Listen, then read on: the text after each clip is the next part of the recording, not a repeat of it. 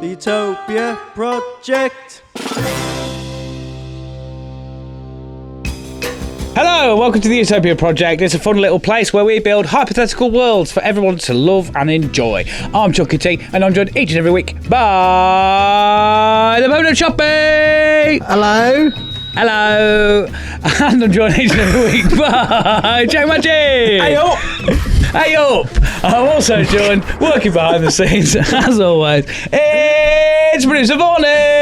It's hot in it today. Whoa, massive! Wagwan crew! Yeah, whoa, what's that? Never mind, get rid of that! Oh, it's no. fine again. Oh, get rid of that! That's a bit of something, isn't it? Let's get That's rid of that. We've got grids all That's over all right, it us. doesn't matter. Oh no, we're in the jail. For the There we listeners, go. but there is a weird grid that's just popped It's up in the it's preview. literally an alignment grid because I'm a nerd and I was like, let's get it sent. Alignment grid. Yeah, alignment grid. Alignment Special. Stormzy Meal. No, it's alignment grid. Mr. McGrid. Yeah. How are we, boys? Are we all good? Bloody marvellous. The- Tanned back from Oliver. Yeah, the intro wasn't wooden at all, was it? No, we'll get there.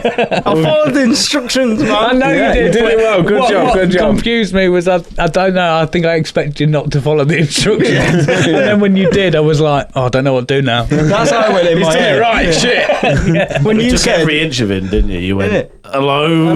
when you And then I said, wanted to go, are you alright, mate? How you doing? exactly. But like I said, when you said this is how we wanted to go, it sounded good, and in my head I was like, no, it'll sound like this, and it sounded like that. In my, I was Yeah. like, how's that happen? Like, Yeah. Silly well, ass. we're here now and it's working. isn't it? Exactly, yeah. Yeah. You had a good holiday, Jack? Delightful. I'll tell you all about it. Lovely, lovely. I've got one little thing that I've pondered recently because that? I was a little bit poorly this week. My body shut down as usual and I haven't really done a lot. Annual But- factory reset. Yeah, I did partake in some television. Nice. Obviously, as people will know, I've been watching that bloody Virgin show. Very good end to that show. That's great. Saw that. I might have to watch that. Yeah. One thing I noticed is like, because adverts are like, you don't get exposed to them as much anymore. I was on Channel 4. There's a lot of them Yeah. now. And especially, apparently, if you watch them on a TV as opposed to like an iPad or a phone or anything like that, they give you more. All right, okay. Yeah. But they're all fucking weird now. Right. Like, none of the adverts seem to really make sense. They're just like guessing. I think they've taken the stance of nobody's watching these anyway. We'll just do anything and we'll put it out there. Yeah. So I probably should have written down some that were just weird. But the one that stood out to me, and I don't understand why it is required, and my missus pointed it out, I'll have to give her the credit, otherwise she'll get Mardy. There's adverts for like LNER, the train company. Yeah. And I'm like, What are you buying? fucking use is that? Have you ever gone to the train station and gone, right, I need to go to like Sheffield or I need to go to Peterborough? Oh no, it's not an LNER train. I'm not getting on that. Yeah. You just go, which one's going there? yeah. People don't really care about. So what, why do they need to advertise like, no, choose our train? No one's choosing a train. People are choosing the train. All I do is go on the That's train going line. where they need to go. I go on the train line, I put in where I'm going, and it says, these people are going there. You get your options are this one or not at all. Yeah. I don't get why it's a requirement. But when I've ever needed to go anywhere really far and I haven't watched a train advert, I get there and I'm like, that walk took me ages, man. Yeah, exactly. Unless I see a train Well, that's how advert. we know how to get there. Exactly. Yeah. And yeah, I can't see the value in it. And the fact that they're obviously spending a lot of money. Is LNE on that little purple geezer? I think so, Or is yeah. that EMR, East Midlands Railway? I equally don't care. Yeah. I just want a train somewhere. Yeah. Like, Yeah. that's what I want. Is there a train going there? I'll Does it get on have it. wheels and seats? Yeah. Yeah. I mean, I'm not even fussed about that. Like, it could be a fucking coal train. If it can get me there, Yeah. I'll jump on. I would love a guy I don't think there's coal anybody train. going, oh, God, no. I'm not going on. I bet Does there is LN there. what are they Yeah. called? Because I don't know. What Snobs. No, LN. LNER. LNER. London North Eastern Railway. I know because I've been looking Do recently. they offer certain services or amenities? Yeah, or... transport. Yeah. Do they offer anything else? Well, I That... think they have, like, I don't know, fancier cars. Or I think it did say on there, but I was too outraged at the fact that I was watching the advert in the first place. Because for some reason, they're still peddling, just to go back, they're still peddling the fucking Foster's advert where old mate rings up and he's like, oh, there's someone at my party and I don't know what to give him. And they're like, hello. And I'm like, Why are you advertising Foster's still? God. People know about it. Your choice of words then, I thought, I was like, oh, the LNE, the reason they got the adverts for the trains is because they're pedal powered. And I was like, no. That takes us back to the last week's Chucklemobile. Oh, yeah. The Great Utopian Heist. I want in on that, boys. How do I do that? How do I get involved? It's still in the planning process. Right, okay, we'll talk about it after the show. Yeah. I wore my robber's hat, Did you? especially. Yeah. You've already brought your shades as well. I should have put my glasses. Yeah. Oh, I remember none of that. I would like to be We're involved, used to it. though. We're used to it. Yeah. It's cool. Did you get excited at being pedal powered because you thought it was involved a bike? Yeah. I fucking love bikes, man. But I'll tell you more about bikes in a bit. Okay. Yeah. Tune in later to find out. But I just couldn't understand why on earth they exist. Do them. Like I said, the irony that they're paying money to do that, and then there's a big thing at the minute about people who work for the trains not being paid very well. Yeah. And I'm like, I don't know about that though, because like anyone I know that's joined, like got in with like National Rail and things like that, they get paid fucking good, which is why it's hard to get in. The difference in National Rail though is the people maintaining the lines. That's a government thing, innit? Whereas the people and like train drivers are on a good money. I think everybody else gets fuck all. I don't know. I'm sure I know a few people that get paid reasonably well for what it is, and I thought people were just moody about it. I don't know enough about it. Yeah. I know that All I know is that if you drive a train and you hit 3 people, you can retire on full salary. Yeah, that's. I would see about finding some vulnerable people and being like, well, If you lay here, I'll be here about that time. yeah, Not saying it will happen, yeah. but just hang about on those tracks. Easier than them Switzerland pods, isn't it? Yeah. I'd do it way cheaper than that. I need Yeah. like £25 and 40p or something. I don't know. Yeah. £25 or 40p. And 40p. Oh, right. Oh, I see. yeah. That's too cheap. Sorry. I do apologise. Everyone I got knows it the wrong value there. of a human life is £24.40. Yeah. That's It's it. if you want a second-rate death. But yeah, Jesus. that just bothered me. It's kind of a pet peeve. I Yeah, guess. adverts. Yeah. It's bullshit. Who's doing Adverts used to be these days? great, man. Like I remember back in the day, I used to actually watch the advert channel on Sky because it was entertaining. Like, People used to actually have to think I think we about spoke it. about it before. Yeah, didn't we? yeah, Like you the said about that. belly's gonna get you and the fucking all that sort of Tango. shit. Yeah. Yeah. It's fucking sick. Yeah. Have we got a sponsor? We do have a sponsor. I've actually written sponsor this time as well for a little bit. Have you? You wrote it Yeah. on my card, didn't you? I wrote it on your card, yeah. Oh, what? You wrote all of it? As in, I've wrote a bit out, yeah. No, you Are fucking... you asleep? What? What? Come on. Did you suddenly turn 90 then for a second? What do you say, young man? I couldn't hear you. Fucking whippersnappers these days. Swear to God. Remember that clip? That viral clip. That old woman getting squirted by water. Is it raining? I mean, you remind me of her. Like a viral clip. I've not seen that. A little guy like squirts with water or something across like a kitchen dinner table, and she just says, "Hey up, it's raining." Rings in my head sometimes. Anyway, carry on. Yeah. So So this week, the Utopia Project is sponsored by Smartverse. Sorry, I couldn't read it. it is, sorry, my handwriting's shite. What is it? Yes. Whoa. Smartverse. Thank you. That cleared up nothing. This week, the Utopia Project is brought to you by Smartwurst, the AI-powered sausage. This episode is brought to you by Smartwurst, the world's first AI-powered sausage. Are you tired of eating meat that doesn't understand your dietary goals, political views, or Spotify Wrapped? Me too! Smartwurst uses cutting-edge machine learning to analyse your taste buds and your most recent internet searches to custom flavour your meat in real time.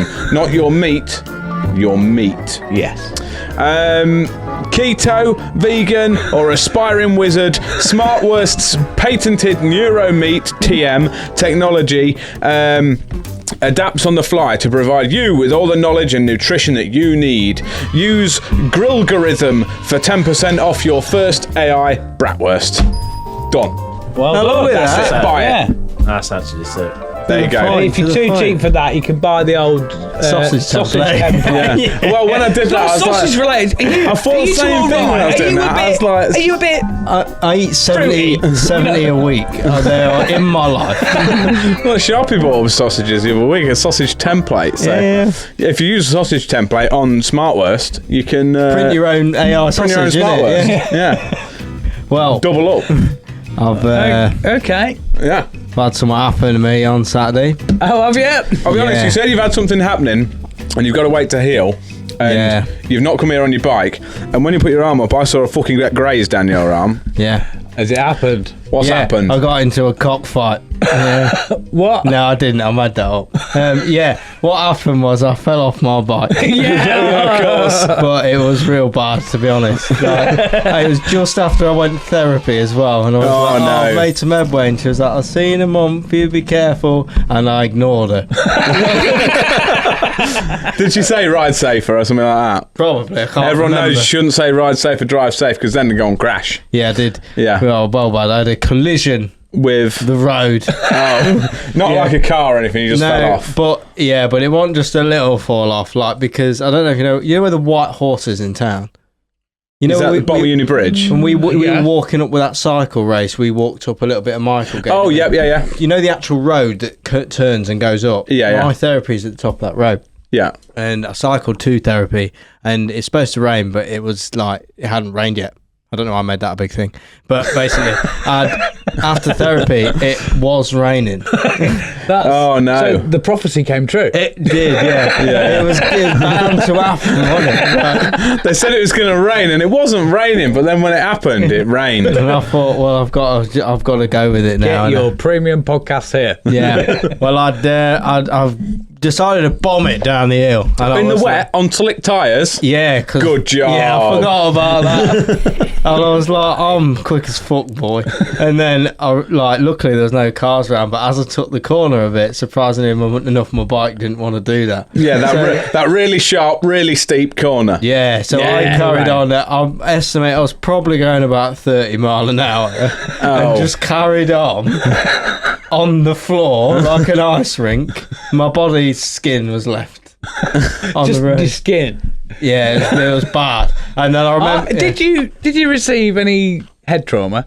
I can't remember if I hit my head or not. Judging by your persona tonight. I don't think you're well. Now, I haven't been well for a while, Jack. This just is added into it. No, now. he said he went to therapy. Yeah, good point. Fair. Yeah, doing what I can. It's a humble life, I tell you. But so I come around the corner and both my wheels just was like, you fucking monk. What have you done that for? And just fucked off.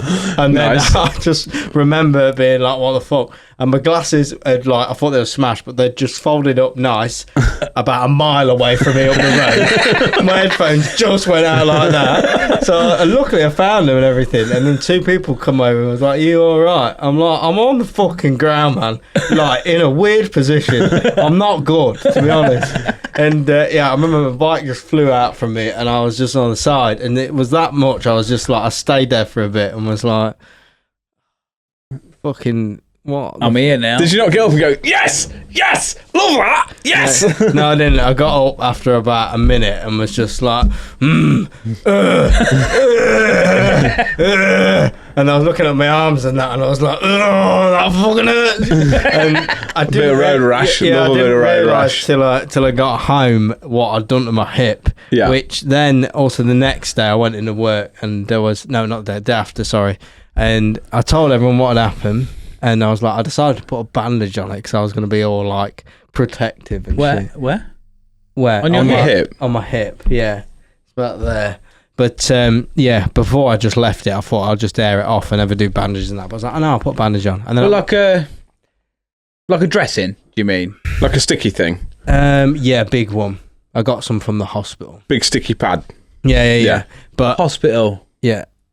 What do you mean? Yeah, the place you go and you fall off. the bike. I was unclear. I wasn't questioning that I'd had the hospital erased from my memory. As in, it means, was it that bad that you went to the hospital? Yeah. It wasn't for a few days after because I was at work and I said to my boss I was changing Your the legs dressing. falling off. Well, I was changing my dressing for it, and I had to like get because clothes I was wearing were like massive. I like took my top off so I could like see it properly, and then I sort of like pulled the things down and took the bandage thing off, and I was like, so come up here. I need you to have a look at this. And I was like, is that supposed to look like that? It's brown and yellow. And she was like, you need to go fucking hospital. That's well infected. He's like, do you think it looks bad? And she's like, no, just your mental state. Yeah. And I was like, no, I won't. I had to have 4 people say, fucking take the rest of the day off and go to hospital because your fucking leg's going to fall off. I didn't realise being diabetic, you're more prone to infections. Oh my God, how old are you? You're 30 in like, what, 4 weeks? I don't have that many injuries usually. How long have you had diabetes? Ages. No, you've had it for, what, 25 of them years? 15, yeah, about 15, 16, 17. Yeah, right. At no point you've listened to anyone that said fucks you up if you get like bad cuts and that when you're diabetic. No, not heard that. I have to look after... I know you have. No. Because I told you, and this is going to sound weird without context, I told you this about your dick. Oh, did you? I mean, in that situation, I was more bothered about the dick, to be honest. Everything else just sort of went over my head because it needed the rest. For context, I think, I don't know if we mentioned it on... Is it when he got circumcised and he was comparing dicks? Yes, and he showed me it and I went, oh, fucking hell. And he was like, it's big, innit? I was like, no, that's not the issue. And I said, look, you know what happens to diabetics that have cuts on their toes? They have their legs cut off. Yeah. Your dick's going to get cut off. Go get it looked at. He got some of it cut off. It was so massive. You should be so lucky. Needed room to breathe, mate. Yeah, exactly. But yeah, I'll put 2 photos in on the thing. Is this going to be... Yeah. Let's show the photo of one of legs fucked. You think legs first, or do you think bike? I think we should leave... Bike. I think we should go bike first. So obviously, as my bike hit the floor, I was like, it slid out. Really expensive bike. Yeah. That's best till last. That's broken, so that isn't hit it? The floor. Apparently, though, I found out now it might not be because there is a bolt if you peel back the grip. Yeah, you can just turn it. I didn't realise that. It looks worse than it is. I see it now. You see that should be going forward. So for the audio listeners, we're seeing the handlebars of Shoppy's bike, and it's the brake levers, the road bike and the brake. You see all the grip tape as well. Yeah. That red thing fucked off as well. It just like blew up and like just went to bits. You did well to just have that though. That's not terrible. The chain come off as well. Yeah, but you got to think though, if you've slid on your side, it's probably rested on your leg. Yeah, isn't it? your handlebars and you have taken the brunt force of. Yeah, I suppose. What I don't understand is the bike slid out onto my like right side, and then I don't know how I've managed to get cuts and everything down my left side. You rolled over? I didn't roll over. I just slid in one direction to a standstill, and the path was sat there like that. Did you just fall over around your house? Well, yeah, maybe that's what it is. I was like, I want another one. Bang. Another one. That's sick. So I took a photo as well. Right, get your legs out. That's arguably not as bad as I thought. This was better than it looked. Oh shit! Hell, mate. That actually got worse the days after, which they said you need to go to hospital because it now looks like a 3rd degree burn. But it just took a fucking... I don't know if we might actually have to blur that out on... it took a lot of the skin off. That's pretty gross, isn't it? If not, are you fiddling me Todger there? Yeah, with your hand there. What, if the shoe fits? If I've got to take a picture of my thigh, I might as well have exactly. I think about your diabetic thing. Weirdly enough, I landed on it, but that thing's... Yeah, that thing's an SAS Trooper. No, it didn't rip out, it was just fine. It's, for reference, on the pump though, Vonnie, it's like quick release, that is. So if you pull on it, it doesn't like rip out of the skin. Right, I didn't know what if he skidded on it or something. I don't know. I mean, I did. That's what happened, but it was fine. It was just alright. It's just my leg that was fucked. But I got a bit of a bruise where I think my side hit it against the floor. Yeah. And on my knee I got a big chunk out my knee and stuff. And that was a good day. That was just after, like a day or so after it had happened. Well, that looks sore. It got worse. It's all like, it looks more red now and it's got horrible bits in it. And I clean it all the time, but I was like, it looks like someone's burned your skin off. Yeah. Yeah, I want to eat that. So you didn't feel this until like you got home and you? No, I felt it immediately. I remember everything. It was fucking gross. But like as I got home, and then I realised a few days afterwards I didn't feel too well, and I was limping about. And then I realised my leg was probably going to fall off. So yeah, audio listeners will just have to jump over to YouTube or have a watch of that, because that's scariest thing I've ever done. Though I think it was fucking horrible, because it was lucky there was no cars coming around that road, because they would have just drove over me. Has it like not knocked your confidence with biking, but has it given you a bit of a respect for I just need to be more cautious? Or no, I'm pretty cautious, to be fair. I just not enough. No. I like clearly, but there's the odd time, like you think, oh fucking, I shouldn't have done that. But on the whole, I do realise I'm on a road. I'm very cautious and attentive. Yeah, you know what my head's like. I was thinking about something, and I was like, it's raining, and I remember pulling my brakes a bit to slow down, but I didn't slow down quick enough because I was going too fast. So that's why I upgraded ours to them Schwab Marathon Plus tyres, because they're fucking sick, them. In good weather. Utopia Project podcast sponsored by Schwab Marathon Plus tyres. Get yourself some grippy wets. Yeah, I remember though, as soon as I felt both the tyres go before it even hit the floor, I just thought, you fucking idiot, it's raining. I mean, I haven't fallen off at that sort of speed. I've just fallen off at comically low speed. Yeah, just because of this cunt. Straight into a ditch. Yeah. But like, it feels like it takes ages. You're conscious of knowing you're going. I was, it was like, obviously so it's weird. Not like, oh fucking hell, like it's not like a whole episode of Friends or like that, is it? But like, it feels like you know what's happening and there's nothing you can do. Yeah. And like I say, as soon as I feel the both, like, because I've had it before where the back wheel skids out and I can regain control, but when I felt both of them slide immediately for the whole duration until I was laid up, I was just like, why have you done that? Yeah.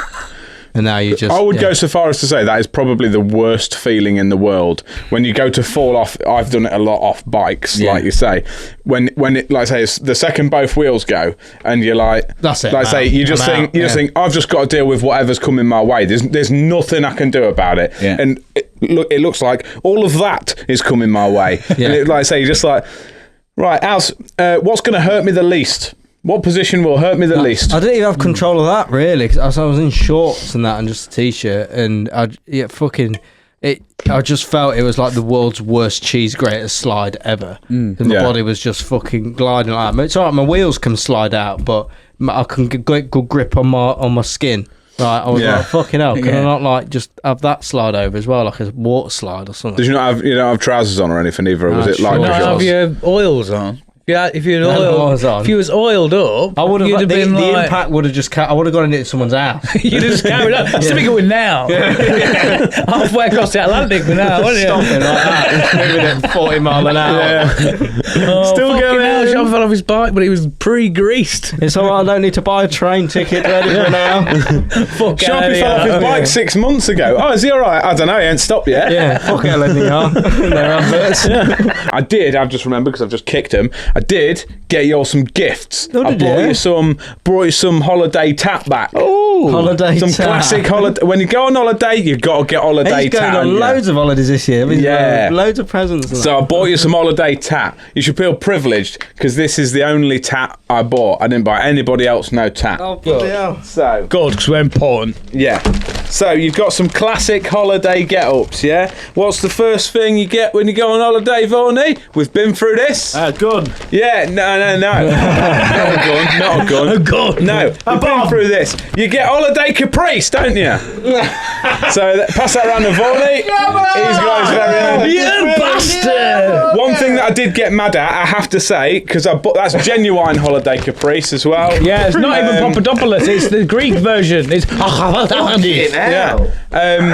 I did get mad because I bought that and then I went through duty free and they had fucking massive one. Why did you get that as well then? I fucking should have. Is it like a cult thing then? Is everyone? I don't know. They're Caprice? just banging. So there for you.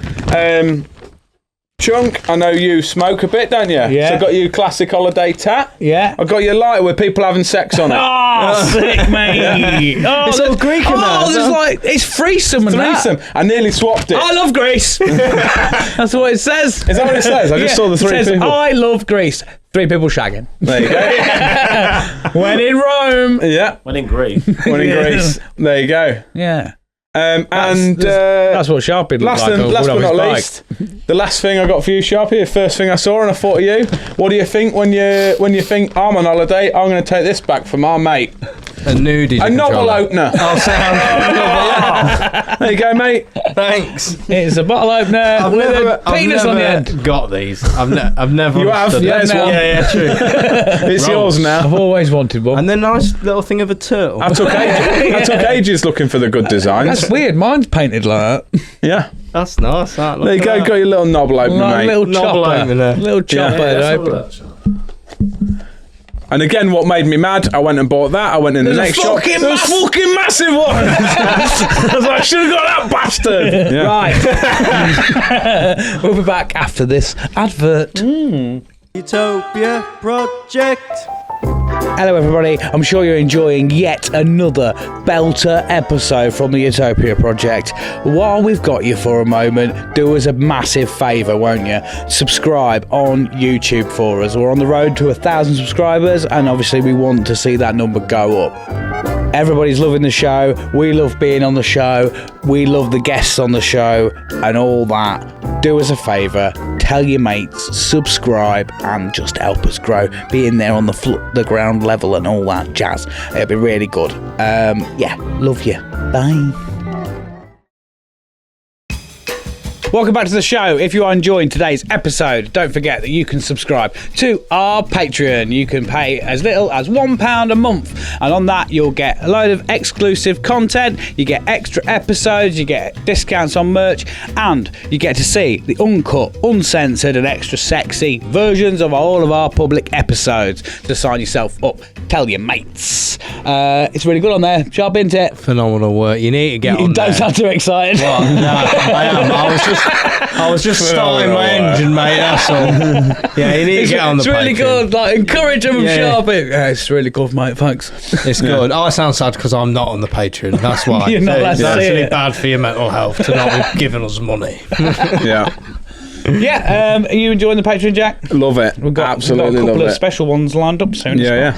Which will Papa T was on the other week, wasn't he? Yeah, and he was showing us his knob and that. Yeah. Quite so good. Anyway, in the studio this week we have from the Breaking the Habit podcast. It's Kristian Clark. Hello, That all. was, sorry, I was really. I'll try that again. All right. I It's liked Kristian it. Clark. There we go. I went all girly. Went back to the choir days. Choir boy, was you? How we doing, mate? All Meeting a nice good? priest? No, I'm doing fine. Thank you very much. Yeah? Yeah, I'm doing really well. It's a pleasure to be on. It's really nice to see the setup. Yeah. And it looks really, really good. The one thing I'm most excited about is the eventual apology video. What from? You know, like all YouTubers have done something stupid. Yeah. So, So when your podcast is like, when your podcast is hitting like millions. not mine. I'm saying this one. Oh, okay. Oh, we got to make the apology. Yeah, because I reckon somewhere along the line. Oh, let me. Yeah, I That's reckon going to one. happen when we get big. Someone's going to say, you couldn't have said that. Yeah, No. we said it in 1976, mate. No, I reckon one of you is happy slapped a hedgehog or something in your path or something like that. So that'll be coming out. I know. I love all animals. All hedgehogs. Even them cunts hedgehogs, to be honest with you. It'll be him. He'll have done something stupid. I ain't apologising. for Luckily, they nothing. didn't have cameras when I was younger, so like I got away with a lot of stuff. But I feel like you was more. I was in the age of I struggled to get away with things until I got older and realised how to get away with things. And I Yeah. feel like it's even better now that there is cameras about. Now he's really good at stealing. Yeah. Women's hearts. Wow. Yes. Yeah. So podcast. Yes. How's it going? It's going fantastically well. The support has been huge. Yeah. So basically, my podcast is on my own journey of mental health, addiction, and sobriety.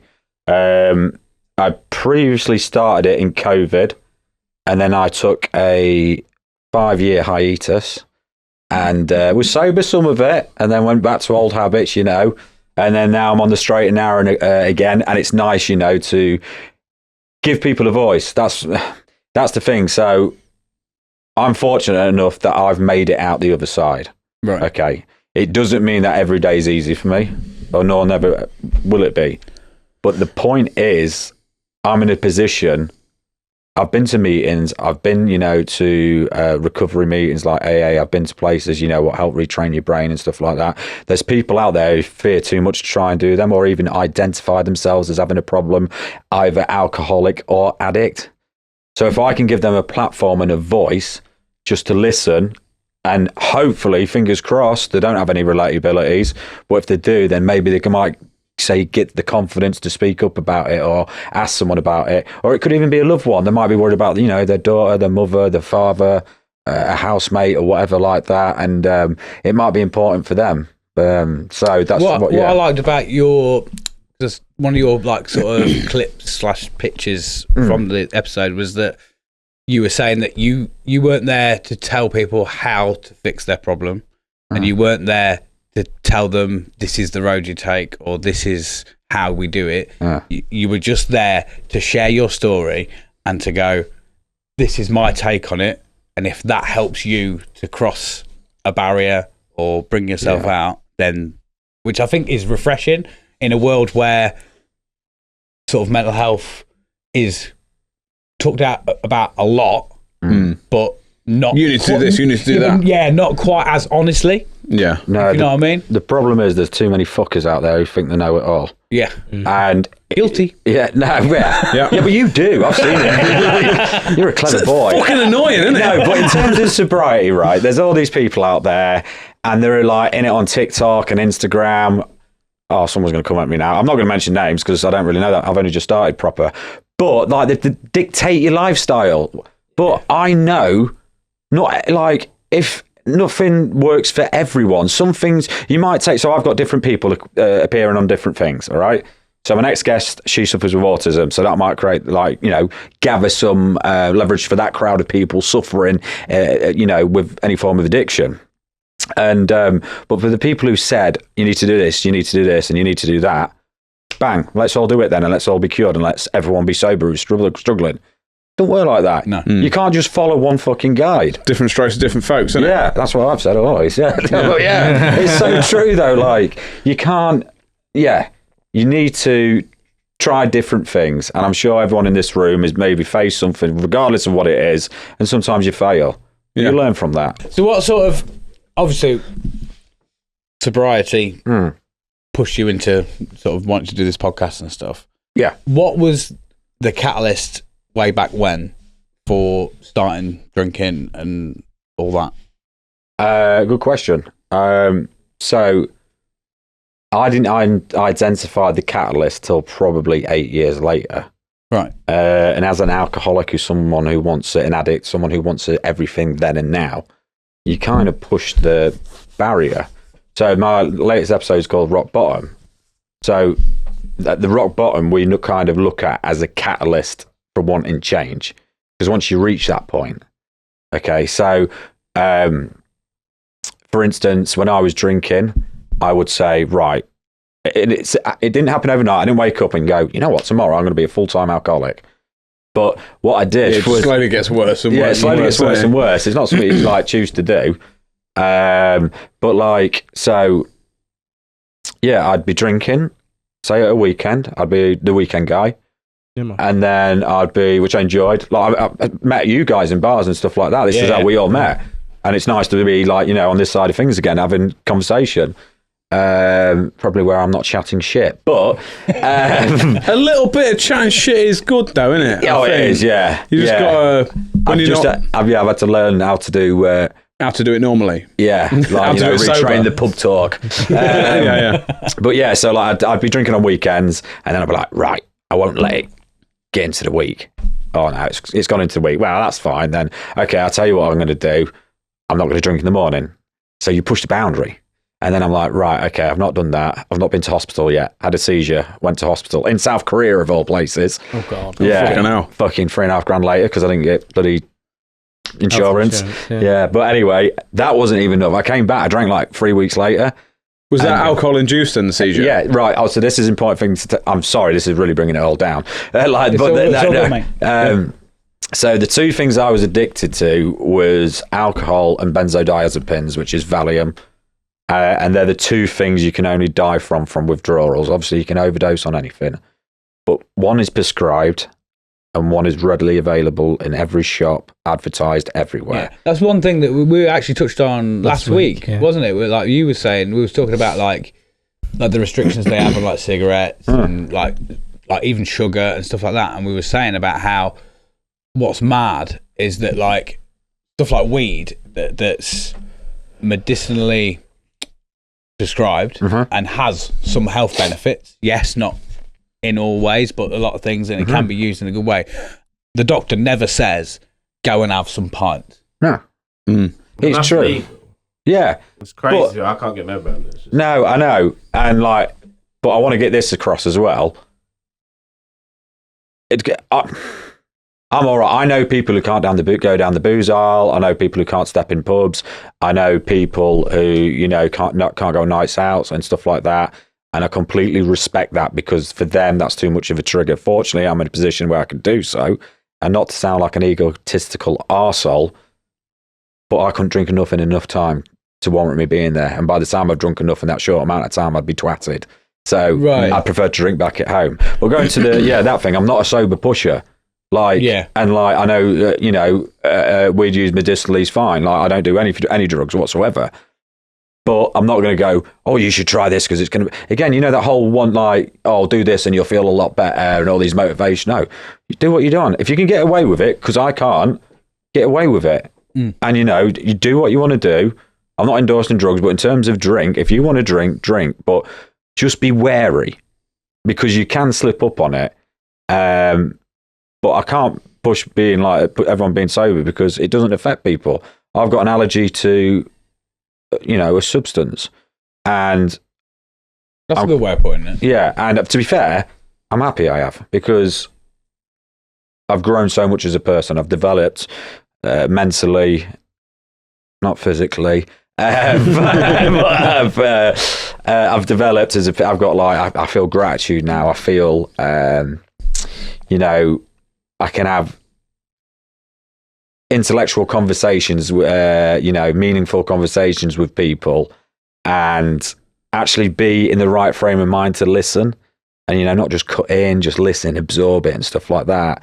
And it's a beautiful place to be in. And like, what I've learned through sobriety is there's plenty more to life, but it all stemmed from mental health. So I isolated drinker, windows shut and stuff like that. So yeah, so I didn't go out that much, and then that's where it became a problem. But going back to my rock bottom, the catalyst, where if that was asked from, sorry. It just, I said I wasn't going to drink in the morning, drank in the morning. I was going to the shop 6 a.m. as soon as it like opened, bought stuff. Still then, didn't really think I had a problem. I had another seizure in my sleep. When I was in hospital, I had a third hospital visit where I had another seizure from benzodiazepines. Still drank after that. As an addict, you always push fucking boundaries further. I said I would never steal. I was stealing stuff, you know, to fund for stuff like that. I was selling all my housing belongings so I couldn't afford rent to get it. Yeah, to get drink, which is like available, you know. And it's like, yeah. But I will say, if I didn't make the decision to stop, and this is the scary thing, but I will say it, if I didn't make the decision to stop, I don't know personally what I would have been capable of to attain what I needed.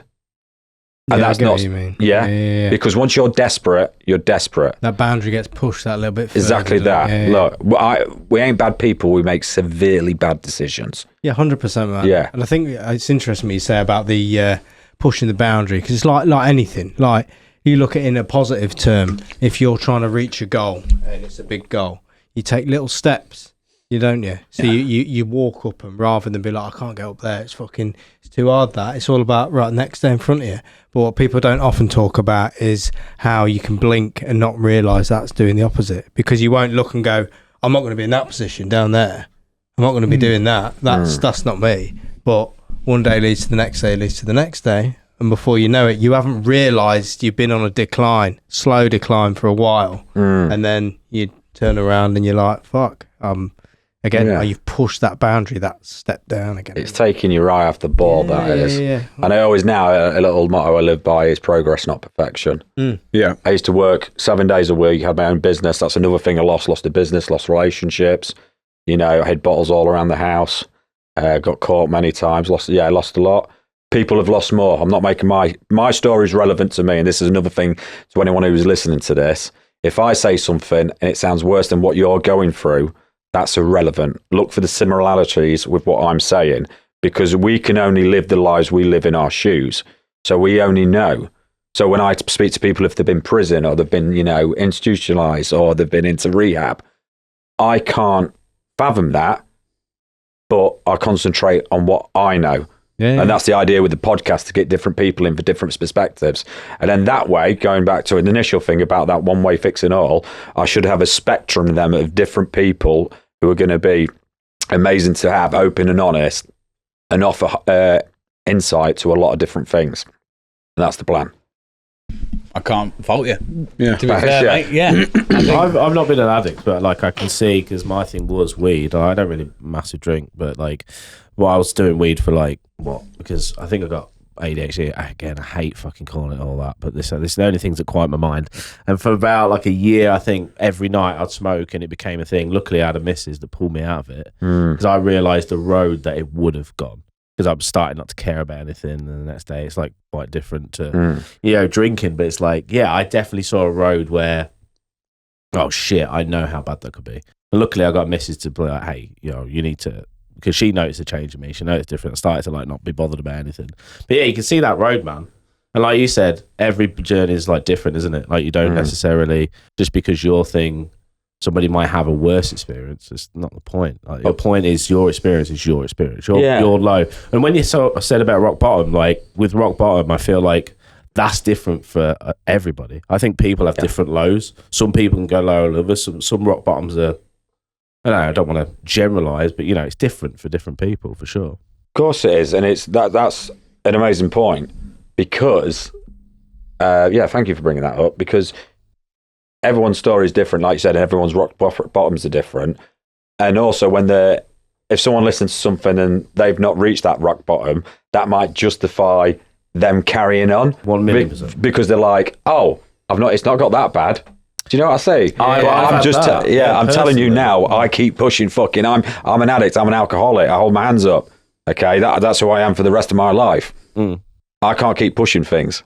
I've had that when I was smoking. It's like, well, it's not as bad as what I do. I do it every day, like this, that, and the other. And I thought to myself, I know, but like, it's not a comparison thing. I know what my limit is. And I know when it was dangerous for me. And this other person, like, it's not that bad because I do it more. And I'm like, but we're different, man. It's different. Exactly. You know what I mean? It's not like who's doing it the most kind of thing. No.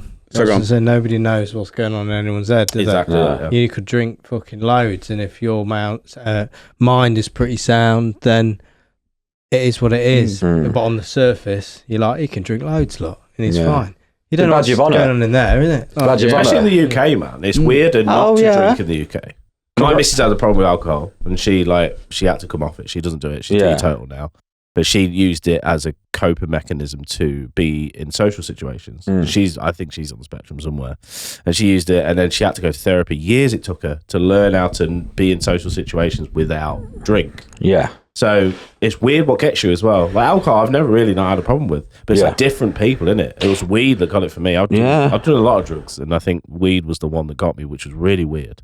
I'm like that though, in the sense of I can take it or leave it. I'm really not arsed. As in, like when we have a drink, like if we're having a party or something, I feel like having a sesh. I'm like, yeah, sweet, let's get fucked up. But then, literally, if someone turned around to me the next day or whatever, I don't like hangovers more than I like drinking. Is the problem? So I'd rather just not drink, so I don't have to deal with the hangover, because I fucking hate being hungover. Yeah. So I'm like. But like I say, if someone's turned around to me tomorrow and said, you can never drink again now. If you have one more drink, it'll kill you. I'd be like, all right. Yeah. It would not bother me in the slightest. All right, show off. Yeah, a strong mindset. Congratulations on giving up with a weed though. You know that. Yeah, I know. Now I do it with a friend every now and again. Recreational, yeah. And I actually find that way more enjoyable, because you're doing it with someone else, you're laughing, you're giggling, then after that, it's just one night, and I don't do it for months after that. Yeah. So I've learned how to shake hands with this devil, even though it was in me, because I knew the road it could lead me down. I learned how to shake hands with it, and You know, I know, and luckily I've got a missus to pull me back from the brink and be like, she keeps me in check. We keep each other in check. You got to understand though, you did that for only people who want to give up do it for themselves. Oh, for sure, you got to do it. But the moral support your partner gave you was obviously substantial enough to warrant you make an executive decision to kind of cut back on intake. But you look at chances as things though, like can you imagine what it'd be like if you hadn't have met her or if you didn't have her? I don't know, it's weird. I don't know. Like what road would you have gone down? That's a dangerous thought process though, because that what if involves everything that's not happening to you right now. Yeah, it's just out of curiosity more than anything, do you know what I mean? As in, because obviously it's gone well for you and it's very good, but like,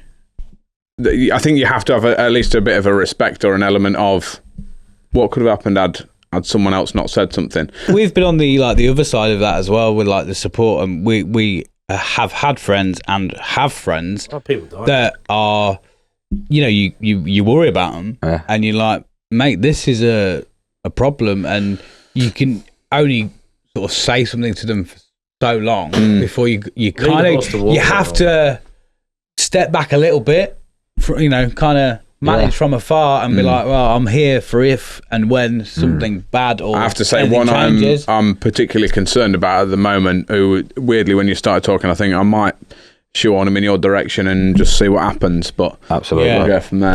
But with that, like you have to kind of it's harder to support that sometimes. And it's what I will say, sorry to interrupt, what's on my mind is that position for a loved one, like I said, whoever that is, will keep the anonymity, but that's such a difficult position. And at the same time, if you address them, that could open up a can of worms. They could be like aggressive towards you, I've got a fucking problem and stuff like that. They need to accept them themselves. You might get lucky and they might go, yeah, I know, but I don't know what to do. And you might be able to find them help. And again, that relates back to what I'm doing, you know, is trying to, because there are people who've got something going on, but they need, like you said, if you want to pass someone, just like even if they listen to it, they can reach out to me. It doesn't matter. Yeah. Because me personally, what I suffer with is mental health and self-loathing. Right. Okay. I hate myself. As simple as that. Okay. I don't like myself. I don't feel gratitude for what I've done or what I do, because I don't feel like I should do with the audacity I put people through. I go to AA meetings and I collect chips, 1 month chips, 2 months chips, 3 month chips. I give them to my mother. I deserve none of that. So why should I celebrate something that caused her so much pain? So it's a celebration for her. But by saying I don't like myself, with helping others, I'm a no one. With helping others and hearing people come back to me, maybe saying, oh, thank you, I took something like that, it helps me to feel someone and have an identity.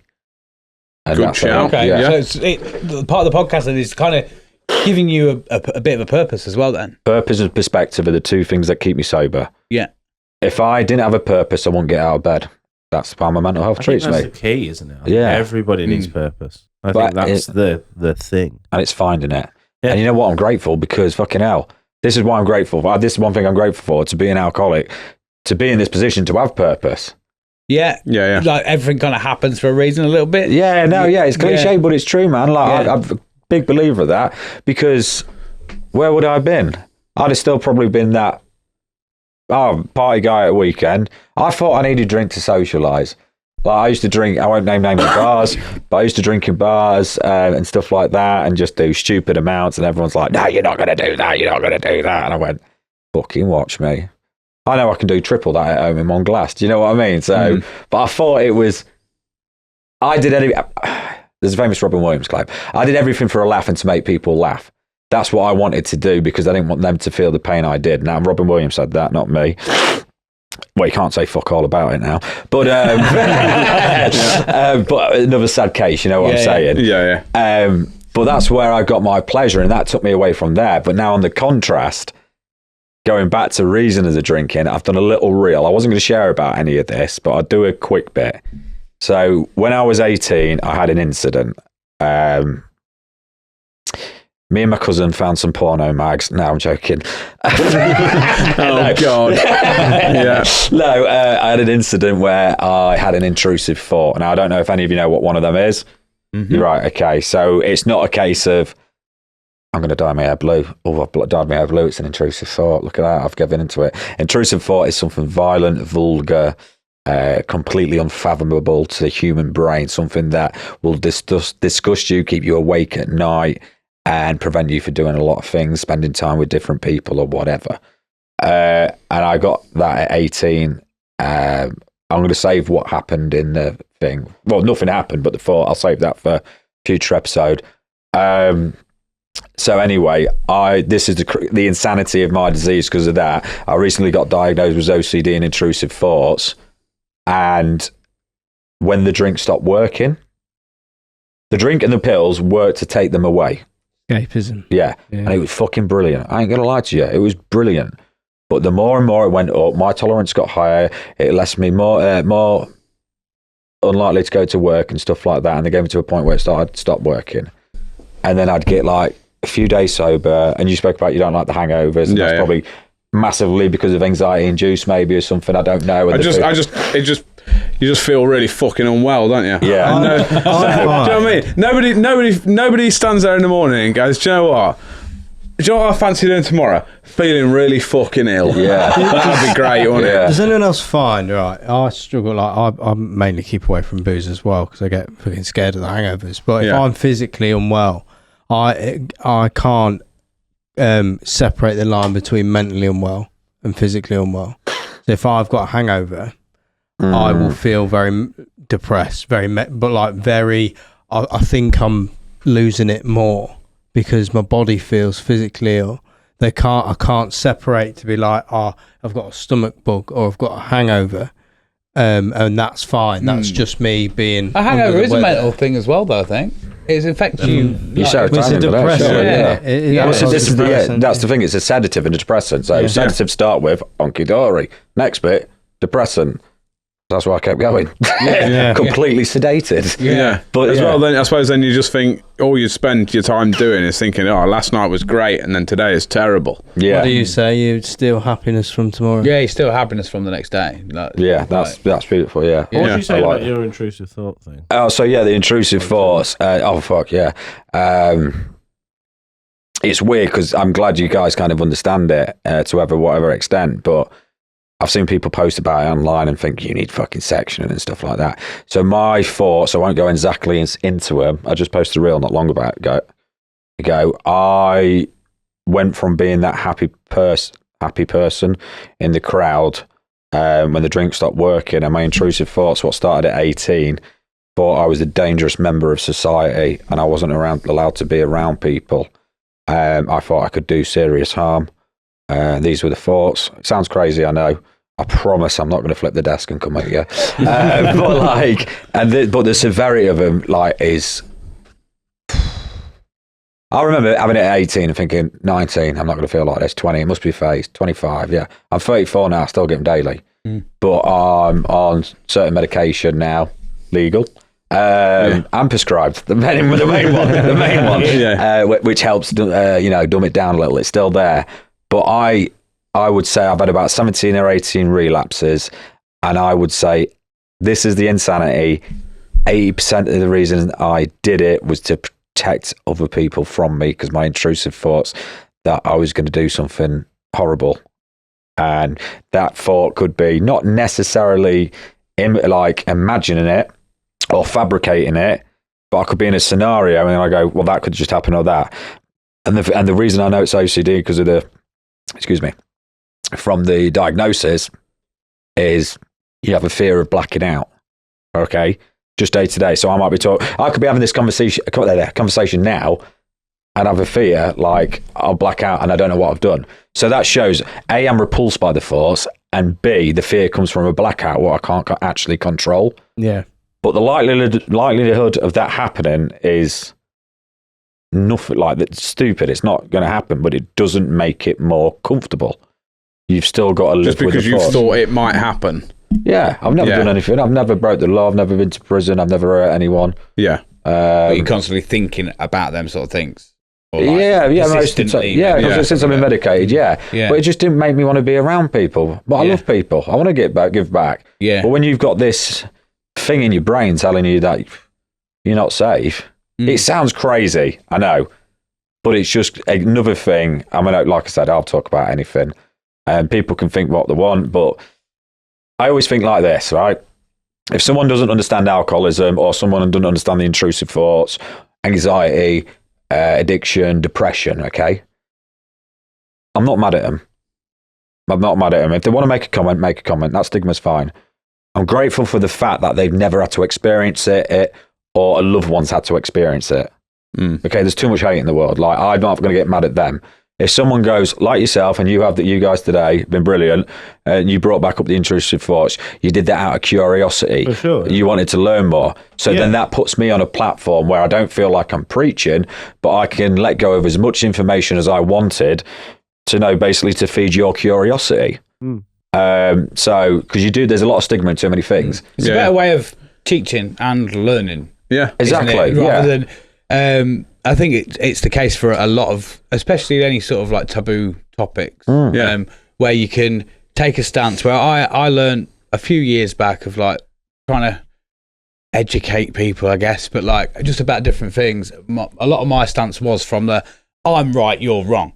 That was kind of my take on it, and going, it was very much, no, you're wrong because of this, and this is, whether it was social sort of issues or anything really, that was my stance. And I was like, no, this, I'm just shouting into the void, creating a bigger problem. So by stepping back and going, what about this? Questioning and, just feeding little bits. When do you plan on starting that then? Sometime soon in the future. No, we spoke about this before, and I heard it somewhere, and I can't remember. It was actually a podcast with Matthew McConaughey and that fucking producer. Can never remember his name. Fucking amazing, but he said nobody likes being told what to do. Yeah. No one. No. I read a book as well called The Courage to be Disliked. That's a fucking amazing book. He talks about vertical and horizontal relationships. I spoke about that briefly on the podcast, didn't I? Where if you come in a vertical relationship, it's like, I know. It's like a winning kind of situation rather than let's talk about it and be on a level. It's more like, I wouldn't just be inquisitive. Because essentially, I don't live in your brain. I don't know what it's like. You don't live in mine. I don't live in chunks. Yeah. There's no way I could. When my missus is on a period and she's like freaking out and her emotions are all up and down, I don't say, oh, fucking hell, and this, that, and the other. I don't get pissed off. I go, I don't know what it's like. You're having a war in your head right now, and I can't imagine what that's like. So when you're talking about your intrusive thoughts, I'm like so intrigued. Like Michael, what is that like? Is it a voice? Is it like an actual? You hear it? Is it like a thing you can't control? It's intrusive. I guess it comes in. Yeah, so that's why I'm dead intrigued. This is one of the conversations I love having, because I'm like, I wonder what I need to. It's like a knowledge for me, so I can go out to the world and just. Yeah, I'm always inquisitive. I said it in the real life. In my head, it's like a 6 before jail cell, and the cellmate is the demon. Right? So do you hear the voice, or is it a? I don't hear voices, so I think, I'm not medically, so. I'm assuming, make this ill assumption that like schizophrenia kind of thing would be the voices. I have thoughts, but this is another interesting thing. When we like say something in our head, a lot of people don't hear that. Yeah, right. That absolutely blew my mind. So, but I hear it kind of. I hear it. Like if you read something, you can do it in there. But I could read something now and do it in your voice. Yes, probably a very bad impression, but I'd have a go. Yes. It'd be in my voice. Some people can have that, don't they? No, so I know, and some people tangent dream in black and white. I didn't know this. Yeah, like an old movie. Yeah, Charlie Chaplin shit. But black and white. We're complicated creatures, aren't we? It's crazy. So, but that's an interesting. So it's like 6 before cell, sharing it with demon, and it's like it's fucking hell.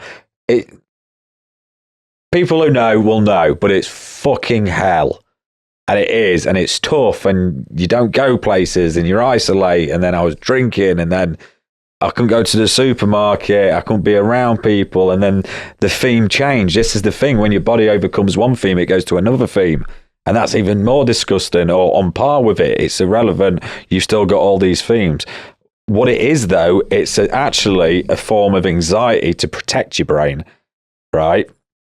And so what it does is like, it's like you're actually fearful of that happening, not you doing it, but it doesn't work like that. And then like when I've overcome one, this is the difficult thing, how weirdly wired my brain is. Say I'm overcoming a theme, I'm like, then am I giving into it?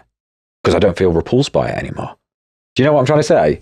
Yeah. So, and it's such a fucking... You go around the houses, you're like... Yeah, and it's just constantly like... And that's why drinking drugs took that. That's why I smoke, man. It's the only thing that took the noise, man. It's just constant noise in my head when people talk about, oh, you might have ADHD or whatever. I hate labelling, like you said. It's such, because everybody has it, right? Because I believe a lot of the planets on the spectrum. I really believe that, guys. It's just starting to happen. I think the internet exacerbated that a lot. With just all the fucking dopamine, just the TikToks. I think I've addled my brain. But the only thing that took it away was weed, just the constant voices that just wouldn't stop. It's just like, but the tangents I'd go on in my head and I'm thinking and I can't concentrate. Then the weed was the only thing that just shut it down. But I had to learn, not having a lot of sugar helps. When I cut down on sugar, that really keeps me on I'm calmer. But yeah, it's fucking weird, man. It's just like, everybody's having a war in their own head. And I believe in like, I'm a bit woo-woo, a bit spiritual. I believe in energy. I believe in like, there's something more going on, I think. And I don't know, when you think of like these voices, maybe there's like a fucking force or something trying to like, I don't know, man. I think I'm a bit spiritual, I am. No, I agree I agree. I've not explored it as much. The thing with me though is I'm willing to listen. Another thing as well, I had not an argument. We were talking about like stigma and stuff to someone the other day, and they were just, like you said, Chunk, where you was like, "Is your way or no way?" But now you've had the ability to have that self-reflection, which is a beautiful thing, and go, maybe not, right? Like you can't. It's still never been wrong though. Oh, it's not wrong. I'm just better at manipulating. Yeah, there you go, and that's an art in itself. But like. I will win them over. There's other ways to convince people that you're right. But you can't like educate a moron, and I mean that in the politest possible way. So we're not going into it because I fucking hate it. But like politics and stuff, right? We're not. Don't worry, because I hate talking about it. But I'm the kind of person who can sit down. We're not going to name parties. Fuck it. You're the other party, whatever it is, all right? And I don't agree with your thing. Your, manifesto, yeah. I don't believe in that. But I'll listen, and I'll listen to what you've got to say. And then I'll say, okay, I believe this. And you go, okay. And then we're both all right. That's one of my fucking biggest things. Yeah, I've got a lot of friends who I completely disagree with. Yeah. Like in a lot of aspects. But does it break friendship? He heavily disagrees with. Cunt. Absolute cunt. If he had a manifesto, I would burn it. And then sign it. And then be like, fair play for trying. He's right again, the cunt. I think a lot of people, you got to try and any sort of conversation, any argument, any disagreement, any debate is, what is the purpose of doing that? And I think a lot of people look inward on themselves, and it's more of a bravado and being like trying to belittle. Win. That winning But again, mentality. that's very internal. When the actual fact of it is for both of you to progress, to grow in your knowledge and understanding and experience something new from a perspective that you didn't previously have. I have got much more respect for someone who will just sit down and have a chat with me about something and say, like, I think this because X, Y, Z, and then I can go, oh, well, I think this because X, Y, Z. And then we go, all right, fair enough. Well, you think that, I think this. Well, what about that? What about this? All right, it don't matter. You think different, I think different. Okay, let's move on. I think there's always certain lines, but that's within your own confines of. But even if someone has a completely different opinion to me, and stuff like that. Yeah, even if someone's going to hang around with someone who's like going out and beating people because of their skin colour. Yeah. Do you know what I mean? That's relevant to your own beliefs and your. But if that person came to me and was like, I'll do it because of this. No, I don't know. Do you know what I mean? I love it. As in just wanted an actual chat about it, and so you could speak to people and say, oh, well, even if it was something as extreme as like, I hate people of this skin colour or whatever. Yeah. Like, if you could have a chat about it, and like, I then find there's potentially in us just having a conversation, there's the potential for me to educate you on my side of things and basically say, well, have you maybe thought about seeing it this way? Yeah. In my head, I'm like, there's a potential for them to come round then to kind of the quote unquote right way of thinking. The crazy thing is, you can do that. Yeah. But he might be racist or whatever, but you might both love Queen, so you can find like a middle ground. You There's both always a love bit- something. Yeah. I'm reminded of a quote when you said you can't, argue with an idiot. I heard a quote that I always remember, which is like, never play chess with a pigeon because it's just going to shit all over the board and think it's won.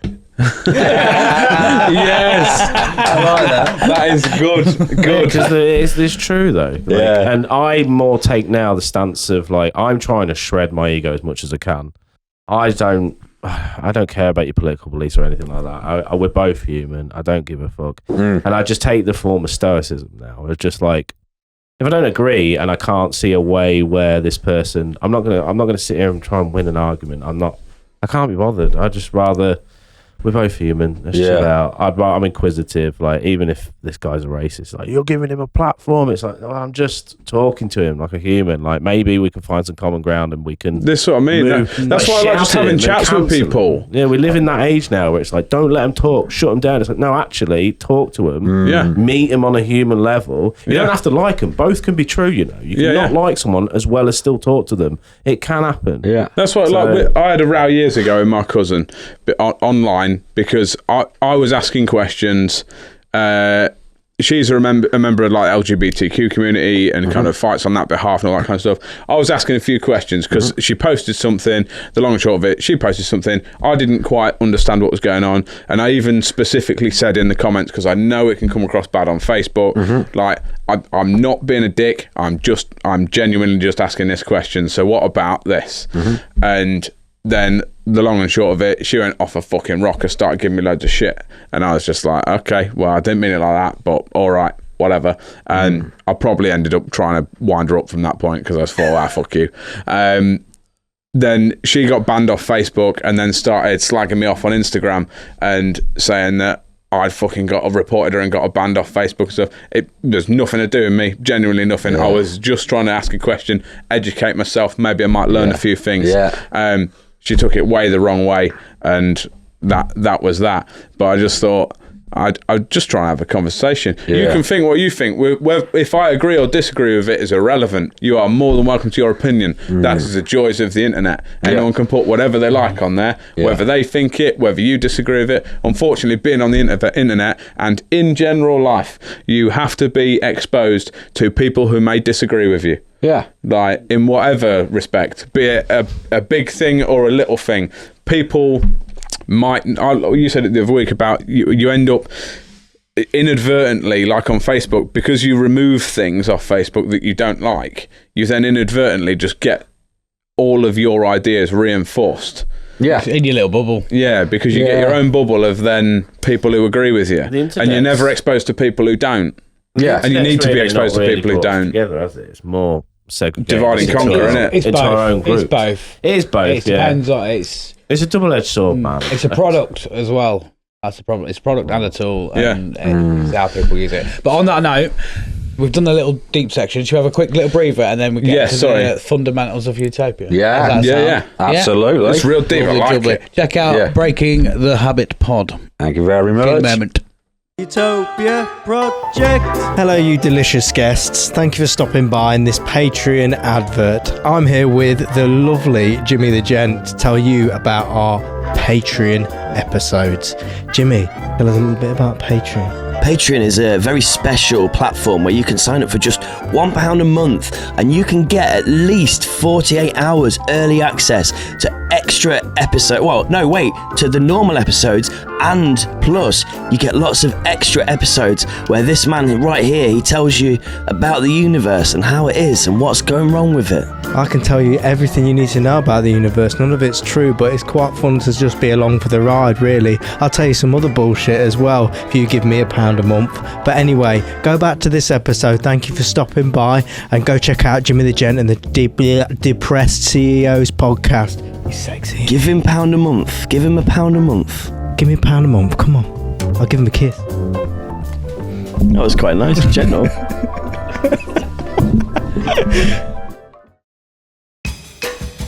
Welcome back. Yeah. So, Utopia business. Aye. Right, mate. So, you've tasked with creating your own utopian planet. Have you done your homework? I've done a little bit. Yeah. And the fucking dog ate it. Don't even have a Most dog. people. Yeah, so for those that haven't watched or listened before, it doesn't matter because this is the first time we're doing it like this. We did it a bit last week, but yeah, so we're going to go through a load of points and we're going to together, we're not here to tell you whether you can or can't have what you're having in your planet, but we're Excellent. there as utopian advisors, so to speak, Oh, and to maybe okay. challenge a little bit and kind of help you create that utopian planet. So the first thing we start with is the name of your utopian planet. Oh, fuck, that's a bit I forgot. Right, okay, the name. Planet 3. Yeah. I will call... Oh, no, so there's already one called Uranus, isn't there? That's a shame. Planet I will call... You could call it Uranus 2. Yeah. Yeah. This is Uranus 2. What about my anus as well? I'm going to call it... You could call it Planet Face. Yeah, Planet Face. Yeah, cool. Yeah, let's do that. And what would be the planetary? We would say national flag, but it's a planetary flag of Planet Face. yeah. It's a planet with a face on it. You said you've done your research. You don't know the flag of Planet Face. Sorry, mate. Yeah, it's all right. I thought I was with professionals. So I can assure you, not. No, so what I would like to do is, I did think about this, and we've got loads of flags anyway, haven't we? So I reckon we just do a fucking cool tie-dye of all the colours of all the different countries. Every colour that's ever been on a flag, Yeah, just mashed up to fuck. mashed up to fuck. But there was some recommendations. Probably not put like Gaza near Palestine or anything like that. Okay. It's like colours. Oh, my girlfriend's Ukrainian. She watched this. Sorry. Or Ukraine near Russia or something like that. Yeah. But anyway, but I think like imagine that fucking big tie dye thing. I know there's a lot of the same colours and shit, but Tie-dye is sick, to be fair. I like the idea of as well. Like with tie-dye, it's all very bespoke, and it's every flag. You know what flag it is, but everyone's different. Yeah. Like they're all all unified, but they're all individual at the same time. You go, oh, that's a Planet Face, that flag. Yeah. It's got so you did know. Yeah. Turns out we did know. Yeah. Yeah, I Imagine like how that. big it'd be. We're just testing you. Yeah. Yeah. No, thanks. So, what would be your national anthem Right. Okay. or planetary? Obviously, we can't play it, can we? No. And we definitely can't sing it. I would say I've got a couple. One is, if you know it, Whack a Flock of Flame, Hard in the Paint. Dave knows it. So, do you want to give us a rendition, Dave? Yeah, please. I don't know. I go hard in the motherfucking paint. N-word. Yeah, but it's like that. But it's like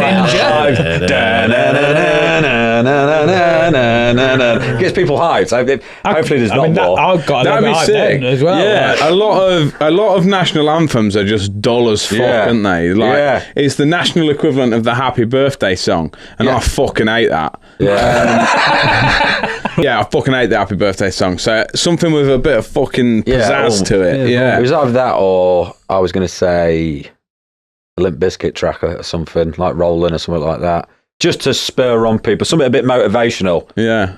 So Yeah, like, you can imagine, like, so you're like In the national, like, Olympics. yeah, you got the, and then we can all do the dance and wear fucking red hat snapbacks. Yeah. That could be uniform. That could be the military guard uniform, red snapbacks. And white what- shirts.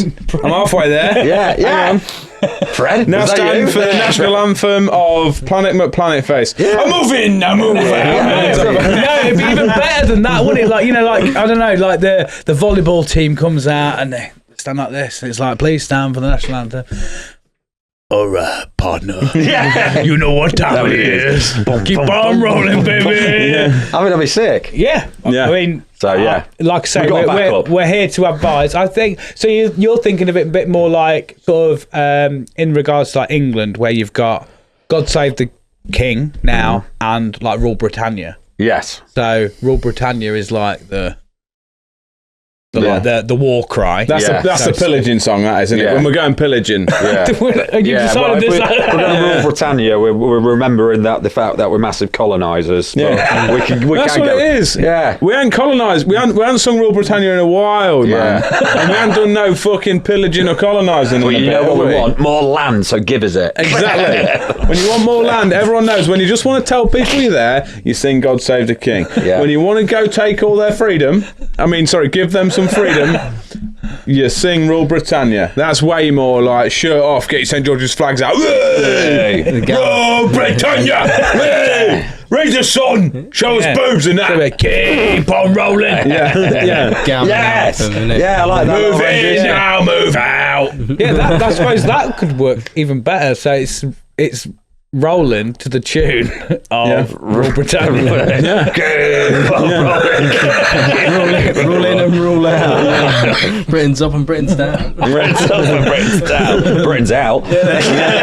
Unfortunately. So we're locking them in. I like them. Okay. I think they're strong. So Limp Bizkit to Rule Britannia. We need to do a cover of that. AI will be on the case. Yeah.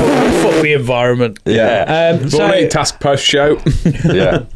that brings on to your national dish and drink. National dish. Right. National. The little bit of advice with this that we give is, so don't think of like what you think everyone would want.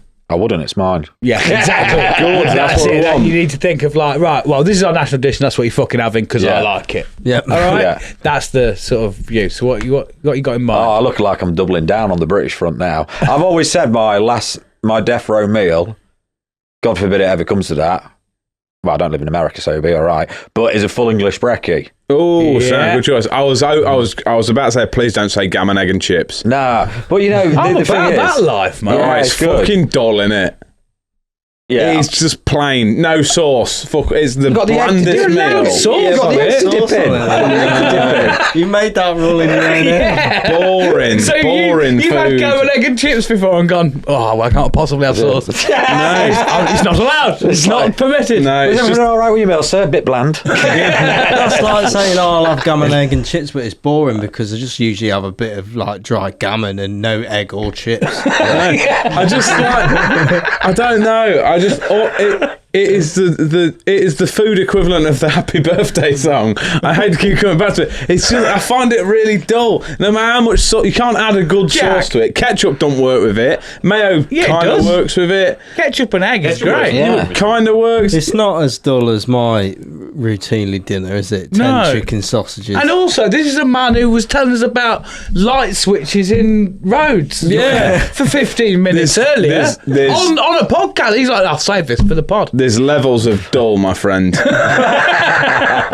at a higher level to you lot. Look at this pool hoover. Anyway, I hate gammon. It's very dull. It's just boring.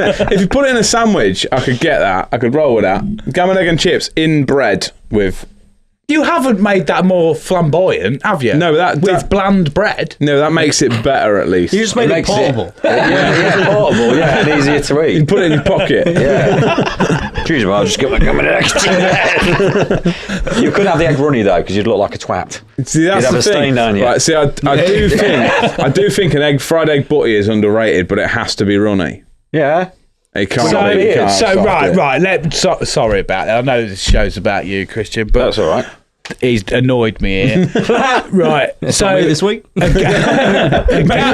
gammon, egg, and chips is dull. Yeah. But if you get rid of the gammon and the chips and put it in 2 slices of bread, that's great. You Better. roll it up in your pocket. Yeah.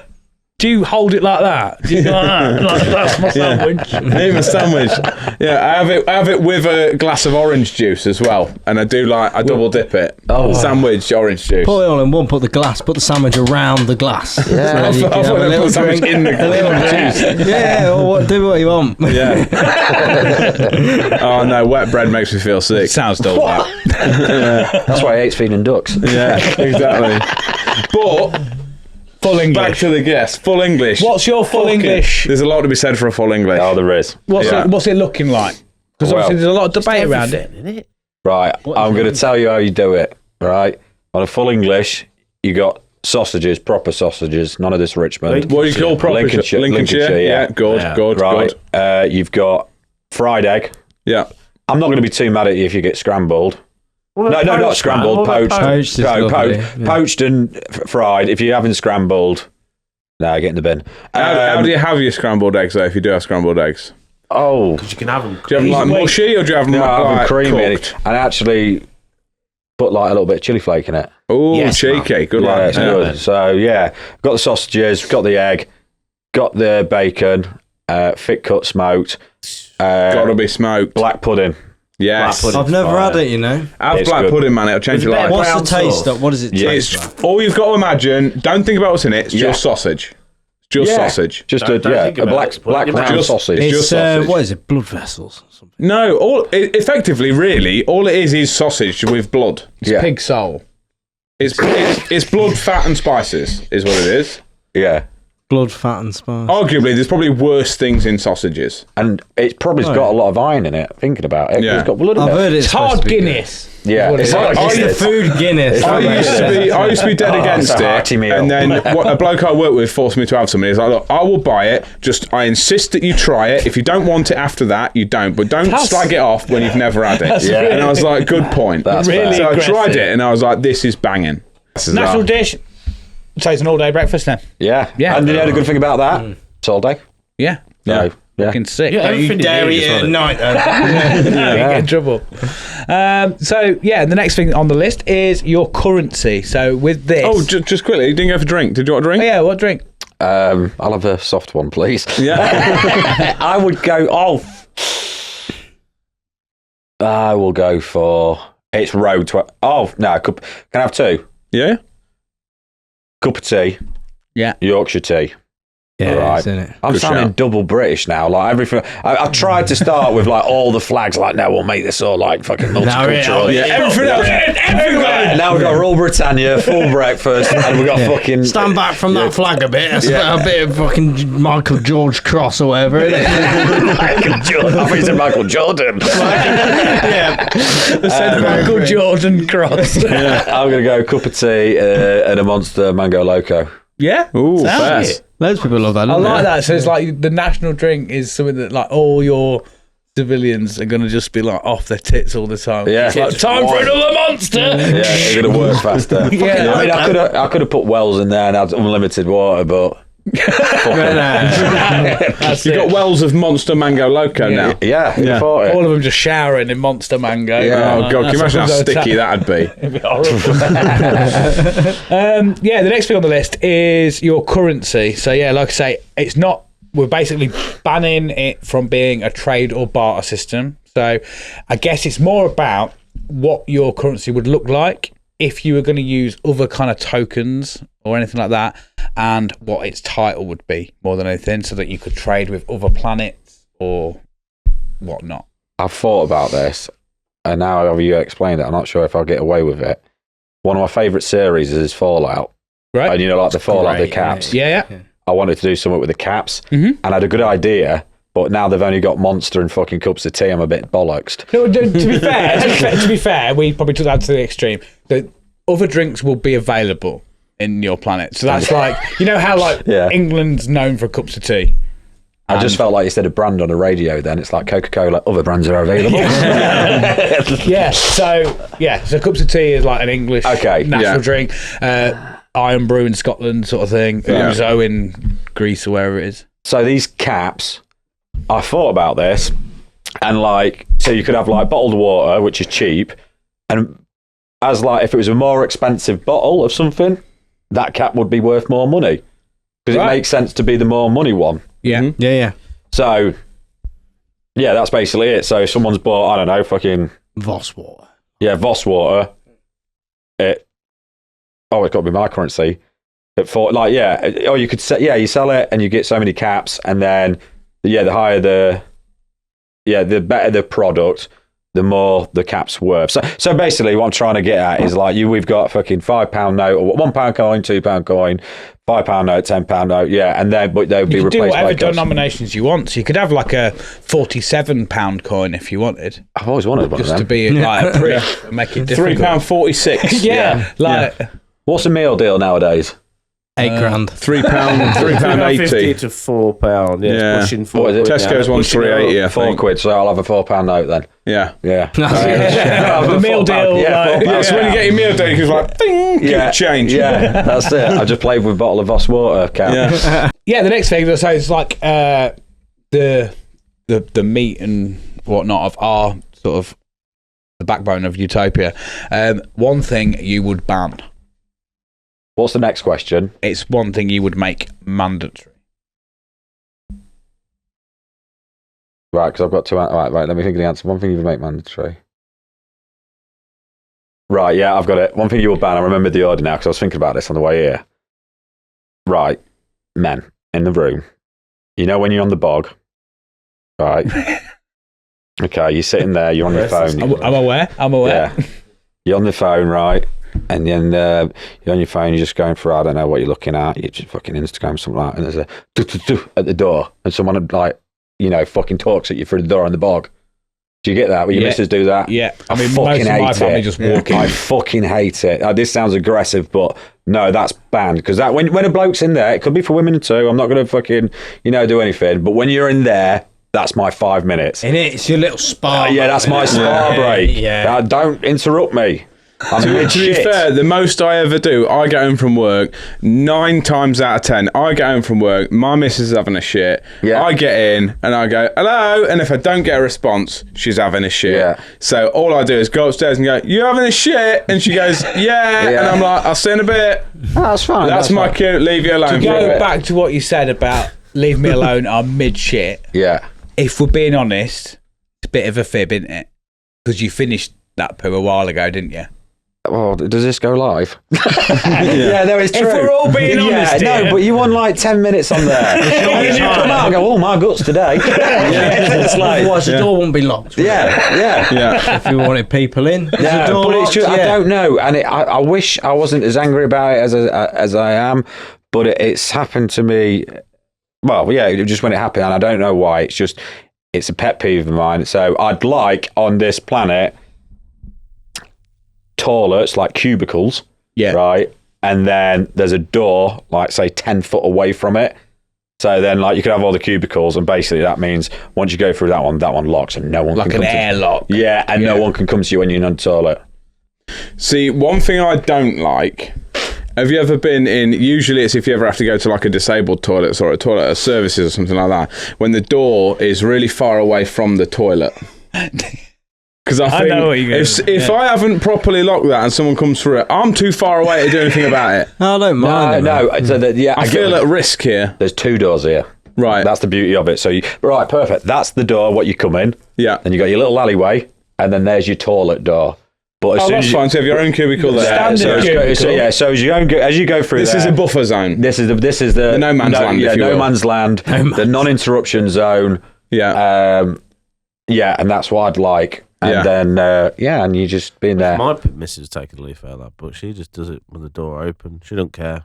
Well, Actually, I'm like, that's hey. comfortable, you know. Yeah, I was like, I'm not like that though. I'm like you. Close the door. I don't want to be. I just want to be left alone. Yeah. I'm a bit of a shamey pooer.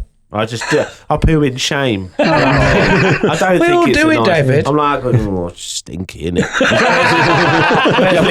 Leanne's just like fucking ripping it, and like, she don't give a fuck. And I'm just like, mate, hey, close the door. I don't care that much. I had a shit in my bed yesterday. Wow. So Yeah, but you're fucking gross, mate. Why is bed in your bathroom? Is that where you put it? no, just shit in the bed. Yeah. Did you? That's not a joke. I Dicky tummy. Yeah, but it's always a bit dicky. Yeah. And a It's bit of never laziness right. now, I think, as well. Because I just think it'll wash. I mean, it happens. I've been caught short a couple of times, but it's more for that moment of solace and time This to is reflect over the day, pure and uninterruption, and just looking at shit stuff on the phone. Really, Honest to God, right? Just when you do it next and you have a bit of time, just put the shower on, put it on well hot, steam it up in there. Oh, yeah. It's That's a good one. lovely. It's lovely. That is. Yeah. It's real Make it a nice. steam room. Yeah. I've got 2 kids, mate. I ain't got time for that. Yeah, I've But got the thing, loads of but what time. I do is because I don't lock the door because the kids usually have a radar of going, he's on the toilet, let's go. In Yeah, there. We have family meetings in there a lot of the time, really, and I'm just having a shit. But what I often do, if I'm in that zone, I will just full filter it out. They'll come in, they're like, Daddy, and I'm like, don't care. Do not care. Maybe a difficult I'm not one finished for... yet. I'll go, look at his kids. Maybe a sort of arguably a slightly difficult one for you, but we used to have a mate who used to hide beers in the cistern of his toilet so that when he was going for a shit, he could just have a shit, have a beer, and just chill out for 10 minutes on his own. And I kind of respect that, but I mean, kind of now looking back, I think maybe he had a problem. Yeah, it sounds like it. I used to. Well, not a fun fact. But you used to tell everyone. Yeah. It's not like road beers, is it? You're like, a couple of beers. Toilet beer. Beer. I know. Do you not have toilet beers? Toilet beers, No, I used to be able to get a bottle of vodka or whiskey, litre, behind the cistern to the sink. Wow. Yeah. Didn't really brag about that, though. Because I didn't want to get caught. But yeah, anyway, but it is, you'd be surprised how many people do it. Yeah. Hopefully that gentleman has not got a problem and he just likes toilet beer. Yeah. But I think that was mainly what it was, because like he would openly tell everyone about it, wasn't he? He wasn't hiding it. He was just saying, "Yeah, I'll do it when I lock myself in there. Kids can fuck off. I can just have a shitty cool beer." as well. It It's doesn't cool. sound healthy, though. No, I don't. I mean, I don't you think could just go, I'm going to go for a beer if that's all right. Yeah, I wouldn't recommend it. Whether but- it's an alcohol issue or a relationship issue, that's... I'm not laughing because of that, but I'm just thinking about it still. All in my head was like, that's pretty clever because it could like chill it in the water. Yeah. Load of ice in there, flush it, get it moving around. That one, yeah. Bog beers. Bog beers. So that's the one. That's a ban then. Yeah. Of accessing that. Have you got anything that you want to make mandatory, or are you kind of rolling that all in one where every person has got to have at least 10, 15 minutes on the toilet reflecting? No, I've got another thing for mandatory. Okay, yeah, cool. Can it involve punishment? Yeah. Punishment's death. I say this wearily, and yeah. Expand, what do you mean? I think he's going to tell us. Okay. I sound like I get aggravated. I'm quite chilled. Have you ever gone to your kitchen to make a cup of tea and you flick the kettle on and the fuck before it is left no water in it? Yeah. Is that annoying? Yeah. Well, that deserves death. Wow. No, it doesn't. But I think there should be a slight telling off, slap of the wrist. This is my pet peeve. I read it on the sheet as pet peeves, right? And that's mine. And it's not. I know it's not hard to go fill it up. But also, if I make a brew, I fill it up ready for like later. And for some reason, it's just that one thing that grinds me. That's really thoughtful of you. But I don't really do hot drinks. Is that? Yeah. Is that an etiquette thing? Yeah. Yes. So I've never done that. I bought it for like lem sips here and there, and like I make the odd cup of tea for people who come round. But like, I don't go, I fill it up again. Well, to be fair, I'm more of a coffee drinker. Yeah. So we have a coffee machine. It grinds your beans and all that bullshit. Yeah. But you have to put water in it. Yeah. But every time I come to it, it's not got enough fucking water in it. And it's probably awkward because you've got to get it from the back or the side. You have to like slide it out, take the top off, refill it with all the filtered bullshit, put it all back together, and every single time there's that much in the bottom, and it like when you turn it on, it goes through a fucking filter cycle, and then you have to make your brew. So it uses like half of it. You can get probably 2.5, maybe 3 cups safely. You can get 2 out of it, and every single time there's fuck all water left in it, and I'm just like, devil's advocate there. fucking fill this up. If you come to give me a lime scale. No, it's not a lime scale. Don't do the opposite as well. You know, say you want one coffee and I've gone to the kettle, say at work or whatever. Fucking it's full. So I've got to wait a long time for that drink. But especially at work, that's a long time you're not working. Yeah. You stand there waiting for the kettle to boil. If that problem arises, well, it doesn't, because when I fill the kettle, if I'm just making one for myself and no one else, I'm kind of fucking up the next person. Then you've opened my eyes. I think there should be. Yeah, because I would put enough. I normally do it about halfway, but like I put like enough in for my 1 cup, and then I'll fill it so it's ready. But the next person might only want 1 cup. That next person could be me. Yeah, it could be. Yeah. You could be ruining your own day there. Minimum 2. Somebody's left this full, now go away for a boil! Yeah. Oh, it's me! Yeah, Shit! I think by leaving it empty, you are actually doing a favour for the next person because they can fill it to how much they need. Valid point. And if we're really being honest, is it too hard?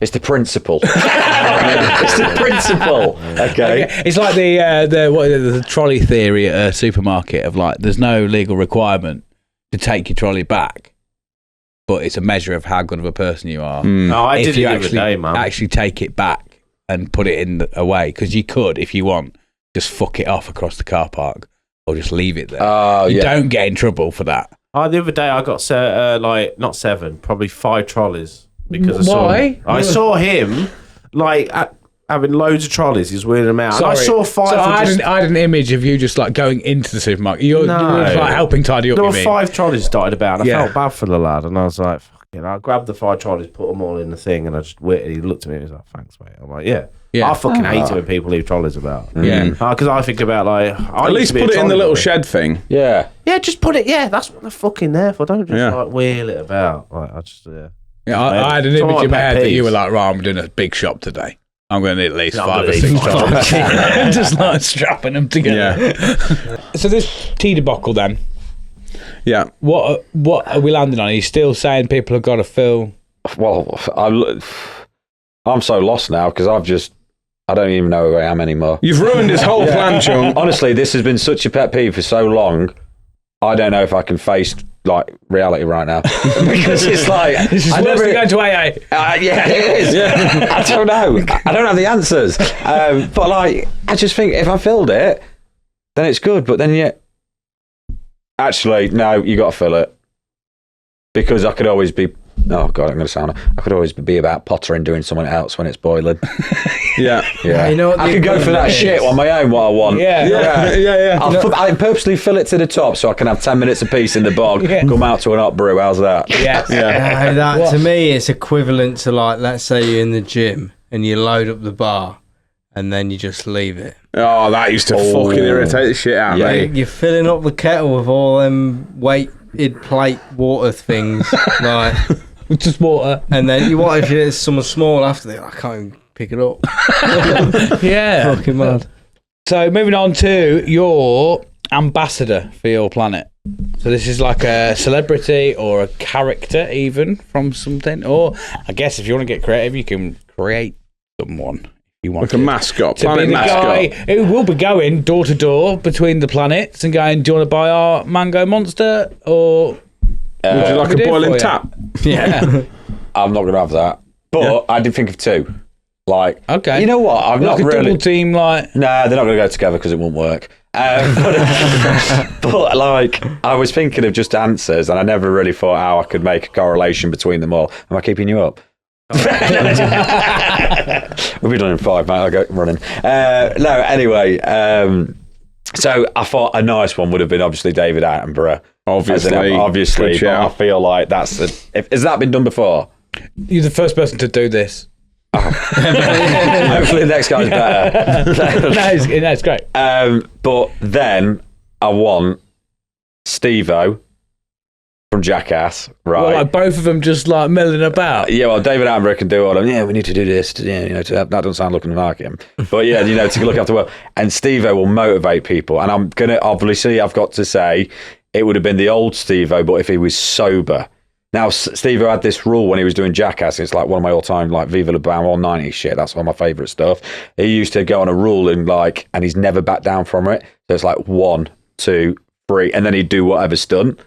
And I think he'd be really good at motivating people, like giving that mentality. So, like, if someone's worried to go near the hot water tap, tackle the tip, but he can be like, right, he's quite a good motivator. I use that all the time. Yeah, the 1, 2, 3. I use that. Yeah, 3, 2, 1. Sorry, yeah, 3, 2, 1. Told me, Yeah. Pretty And, much. So if you go, because the hardest Changed my part of life. the hardest part of doing something is getting out of bed in the morning. Yeah. You're like, oh, I can't do it and whatnot. As soon as you're up, you're fine, aren't you? Yeah. 3, 2, 1, go. Do it before you think about it. As soon as you Yeah. start that 3, you got no choice then. Yeah, because you started it, hadn't you? Yeah. Yeah. But I like that. Like, I think that's a cool little thing. I really enjoyed them as as a pair though. Yeah. I know you said they won't go together, but I really like them, like Steve-O being Steve-O. Yeah. There's David Attenborough just being like, okay, Yeah. Steve. Probably curating Steve-O, isn't it? Yeah. There'll be fucking David Attenborough going, here we have the three-headed giraffe, and there is Steve-O wanking it off. It's just that I like that. stuff. It covers all bases when you're kind of reaching out to other planets as well. Yeah. Like, Well, one did Wild Boys, didn't they? The other one was kind of a wildlife. I like that. Yeah. Chris Pontius as well, yeah. Wild Boys, yeah. Yeah, that's cool, man. Sound. So, yeah, penultimate thing Yours? in your utopia. What would be your yearly tradition? Oh, another one. I would say,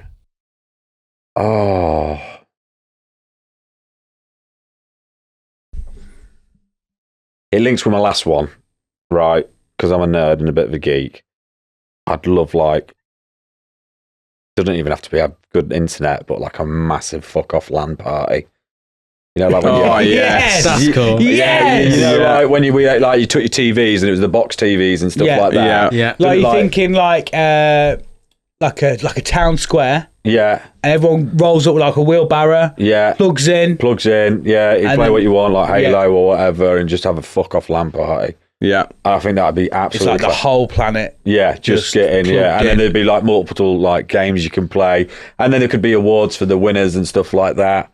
So it's something you could train for, maybe. We used to have like GTA, that. didn't we? We need to do another GTA land. Yeah, There's- they're so good, aren't they? Like, That was not long ago though. Yeah. This was like 5-6 years ago. COVID wasn't it? Yeah. time, won't it? There's a probably? cool, Yeah. well, I say cool, but yeah, fuck it. Yeah, it's a cool photo of the- my living room where we'd pulled in an extra sofa and everyone had bought like, because no one had the same telly. No. Yeah. And so there's there a mishmash of it was different just sized like tellies. all these fucking screens. All like there's like some of us just laid down on Mate, this. it's One so of them good. was like this little fucking. I think it was like a fucking 9-inch screen that like, I think Lemony Sniffit had, did he? Yeah. And he was just like out on the floor and was just like, "Come on, mate!" And we made a motorcycle club and we went rolling round the Your living room. yeah. It was like, "Come on, let's get down here." Riding formation. We spent hours. That's Yeah. amazing. Yeah. Mate, they're the times like what you look back on and think, fuck, that we like Yeah. they're so good to have. I've also got an addition to it. When you was on about that, I think there's a fort building prize, and everyone for their little like screen and stuff have got to build their own. You know, like when you used to get duvets as a kid. Yes. And like put them over the sofas and stuff like that. Yeah. So it end up looking like the motherfucking slums or something, like if to look from the outside. Yeah. But I think it'd be like you can Like your everyone's LAN got- party has got to be in your own. yeah, you fort. make like a little den, like you know, we used to pull sofas together. We put mattress over the top or somewhere. Oh, There's a God, lot you to be could said just for a like- den, isn't there? yeah. Call it Slumdog Lanionaire. Oh my god, Yeah. The annual Slumdog Lanionaire. that is sick. That is, yeah. That is Coin that fucker. That is good. Oh fuck yeah. So I yeah, do like that. yeah, I like that. Yeah, I think that'd be cool, and it's a good way of bringing everyone together. Yeah. Yeah, 100%. Yeah. Finally, then, mate, Mm-hmm. your national treasure. So the thing that you would have in your sort of utopian museum, the one that would like represent you Mm-hmm. and your planet, be an item. It can be a snack, it can be a person, or anything you want, really. I'm gonna say, I'm going back to gaming. Mm-hmm. Like my first console was the N64, and every year without fail I'll just rerun Mario 64. Like when that came out, so I was born in 91, to have like a 3-dimensional Mario. First we did, but eventual Mario, I believe. Yeah, it was like the first ever one, and I just thought but no one would be allowed to like do any better than me because that pissed me off. But like I'm not that great. I seem like some Very dude King doing John it with, on, isn't it? you know, with fucking like one hand, like just doing it like that, doing all the cheats and that. But no, the N64, it brings back so many fond memories. I love the 90s. I was born in the 90s. I love the musics of the 90s, like the, you know, CKY? Yeah, CKY, yeah, because of like obviously Bam Margera and fucking One of my favourite bands, man. yeah, CKY were brilliant. And then I went like for all the pop punk era. I just miss it. Like that's why I brought back the forts and, you know, the LAN parties. You're in your room, you got all your band posters up on the wall. So I'd probably have like just a shrine of all the things from the 90s, because it just reminds me of simpler times, and I'm so grateful to grew up in them times. I know people who were born earlier or after will probably say their, you know, generation had it best. But obviously for me, my heart was like back I'm with then. you on that. There's a joy to being on both sides of the internet. You know what I mean? Absolutely, yeah. I know the internet was 1990 was when it was created, really but it started weren't really popping accessible till sort of like early noughties, was it? Remember any time without it, wasn't it? Yeah, but like it was all that old school. Like I was saying before, when you used to have to message your friends and say, "I'll be at this place at this time. I'll meet you there," and you would just have to turn up and hope that they get. Yeah, you was battling people on house phones. Yeah. Like, obviously, mobile phones are blessed, and especially like for what we do. Yeah. Like in terms of interactions with like people online and stuff. But like back in the day, man, like I feel like we had to grow up quicker. And that's no disrespect to kids of today, but they can just like pick up the blower and be like, "Look, you're coming over," or whatever. We used to ring house phones. It's like, "Hello, Mrs. Wilmore, is Chris about?" Yeah. It's like, do you know what I mean? It's like, and you build that rapport. Stop ringing here at this time. Yeah. There was a TikTok that I saw of this kid, and his dad, who's our age, is teaching his son how to knock on a door and ask for a mate. Yeah. And the kid just didn't get the concept. He That's what I mean. I'm your friend. I'm going to close the door now, and this kid just stood there. He's like, "Well, knock on the door then." And the kid's like, "Oh yeah, okay." And then he opens the door, and then the kid just stands there not saying anything. He goes, "Well, ask me if I can come out." And he's like, "Oh yeah, can you come out?" He's teaching his child like this is how we did it. And the kid has no. But they don't Because they do don't. that. They're like, "Hey," they text. Yeah, and I'm that's outside. I'm outside. Yeah. And they don't do that. Which Yeah. was when I was watching that, I was like, "Oh shit, that is crazy." A mad thing I saw as well is the fact that you just did it then when you say you're on the phone. Yeah, that's not a Do thing you know what anymore. people do now? Yeah, Kids do that. kids are like, if you were going to pretend to be on the phone, what would you do? And they all do that. Oh, and they're doing that stupid thing with the arts now, or whatever the fuck it is, isn't it? Yeah. That one? No, is it that? I don't fucking know. Yeah. Anyway, I feel like Oh yeah, a bit of that. that. Kids don't know fingering these days. Yeah. You never heard of Spock. So yeah, I just felt like we had a bigger sense of freedom in the 90s as children. Like nothing. Like I feel like I don't want to get philosophical about it, but that's what I'd like a time. I think not everyone's, because everyone's obviously had different times, things, circumstances happen to in the early years with school or whatever. But for me, it was like a treasured time. So I'd like to encapsulate that in some kind of room in Planet Faces. Pro Skater 2. Oh yeah, Yeah, that sounds. I'll probably have that in a box. yeah. And then I can remember when Fug came out, the first one. Jesus. Yeah, and then what else was? I played so like Legend of Zelda: Ocarina of Time, Majora's Mask. Man, that's one of my favourite. Yeah, it's crazy. One of my favourite And, like- games of all time, man. And it was nice because we went. I feel like technology is like developing so quickly. So we went from like literally fucking Tetris to PS1 and that, like CDs and then cartridges, and then it going to 3D, and now it's just going mad. But in our short space in the 90s, things didn't develop that quickly. Things developed quickly, and there was massive changes. But now it's like every other day there's something new. Yeah. But we like AI, man. AI is blowing my mind. You know, like when you buy a CD from like HMV or wherever, and you bang that in, you've got that one CD, you've got that one album for 12 songs. And that's why I miss can't that. listen to the Dire Straits anymore. I kind of that's why I like going to records and that, because I like that. I like getting something physical and being like, I can get a little case for it and it's nice artwork. Yeah. I never fucking listen to them, but I like having You appreciate them. it. Yeah. 100%. Have you been to Back to Mono in town?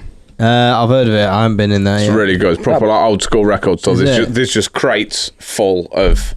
That's cool. You have to. It just like this is indie, or this is this band, or this is rock, or this is pop, Yeah. and it's just a box full of it, and you have to root through them all. It's fucking sick in there. That is cool.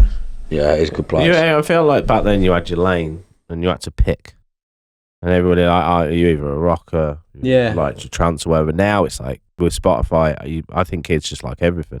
Yeah, I'm a bit more, I like everything. But Yeah. back then I was defo in a lane of like punk, skate, kind of rock. Oh, absolutely, yeah. Fitting, I think didn't you had to be because I think like it's a weird pro had and your a pocket con. money to buy that CD. Yeah. Limp Biscuits, You Significant had Other. to, I was like, to stick to them because you couldn't afford to Exactly that. have all the music. You couldn't. No. You Yeah, have the you had time to pick a do it. genre, I remember yeah. when I think you saved up quite a while for it. I think I found it not long ago. The D12 and M&M CD that came with the tape. Yeah, I've got the tape. You gave me the tape gave me the recently. tape a Yeah, while I'm going to ago. get it in the box. It's the first cassette I ever Purple bought. Pills. One, Yeah. with like the yellow and orange and purple like front on it or something. I remember you went mad over that and spent quite a bit of money on it. I was actually really mad because I was too young really to buy it, but I only knew the radio edit of Purple Hills and I obviously knew nothing of like drums or anything. And then when I put it in the fucking cassette player and played it, and I was like, the lyrics are wrong. Because obviously because you was listening to the radio, the edited version. I'd only heard Purple Hills, and and all the verses are different and obviously like censored for the radio. And I was so mad. I was so mad. What are about pills for? It's just noise. What's Valium? What's that mean? I was fuming. Fucking hell. I mean, now as an adult, I'm like, I'm over it. Yeah. I get it now. Yeah. I think my biggest experience of jumping technology was when you used to get a tape that you put in a tape player, but it had a cord off it with an auxiliary lead. Yes. Yeah. So you can put your iPod or MP3 player in. What a fucking time to be alive. Yeah. No, when your mum's driving because you weren't old enough to drive. Oh, yeah. I was joyriding as well. No, I wasn't. What kind of witchcraft was in that? It was mad, wasn't it? Because you're like, hang on. What are they reading it from and why did it never How's stop? it coming from the tape? Down that thin wire. Yeah. And then you press play, it turns. But then it's going through the wire. It's not reading. Yeah, so why it's fucking me up. I'm thinking that. That's a dream. Think about it, surely you never had to rewind them, did you? Yeah, because you could play unlimited, but you could see it going round, right? But you had the cable. Actually, I'm a bit worried about that. Get them open. Break them open. Did somebody just kind of go, just let's see if we put them together? It works. Unless, to be fair, did it not go to one side? Did it just constantly go around? It must have constantly gone round. And then the digital music kind of got put onto the tape bit? No. What, through a cable? No, you can't do no. It must have done. Just no, your music's on your because the tape player doesn't change. The tape player still reads the tape. Blank, yeah. The tape player's blank, I would have thought. What's in it? No, it can't be blank. It'd just be transmitting the... Oh, no. That's... I don't like that. We're going to have to buy one and rip one open and be like, what's in it? That's a rabbit hole that I think that's going to I need to dig into how that works. That's a red pill, blue pill thing. I am too young for this conversation. How old are you? I'm 29. So you're only a little bit. So I don't remember. Obviously, I know tapes, but I never played tape. It was CDs in my day. But you know how tapes work, don't you? The tape is all recorded on one ribbon of tape on one side of the tape. Well, question is, when you say it's recorded on it, yeah, what the fuck? It's basically like a vinyl but a tape. Yeah. So it's but on a string of tape. It's got a small needle in it, and it reads the. I think it's something. Good point. It's something. It's the bit at the bottom. You remember? It's like magnets picking up the. And it was some kind of. The tape goes. I think it's a similar thing, but instead of it being like a disc, it was like, say, if you cut out that vinyl into strips and rolled it all up, and it was like that through winder of music. Kind of thing, I believe.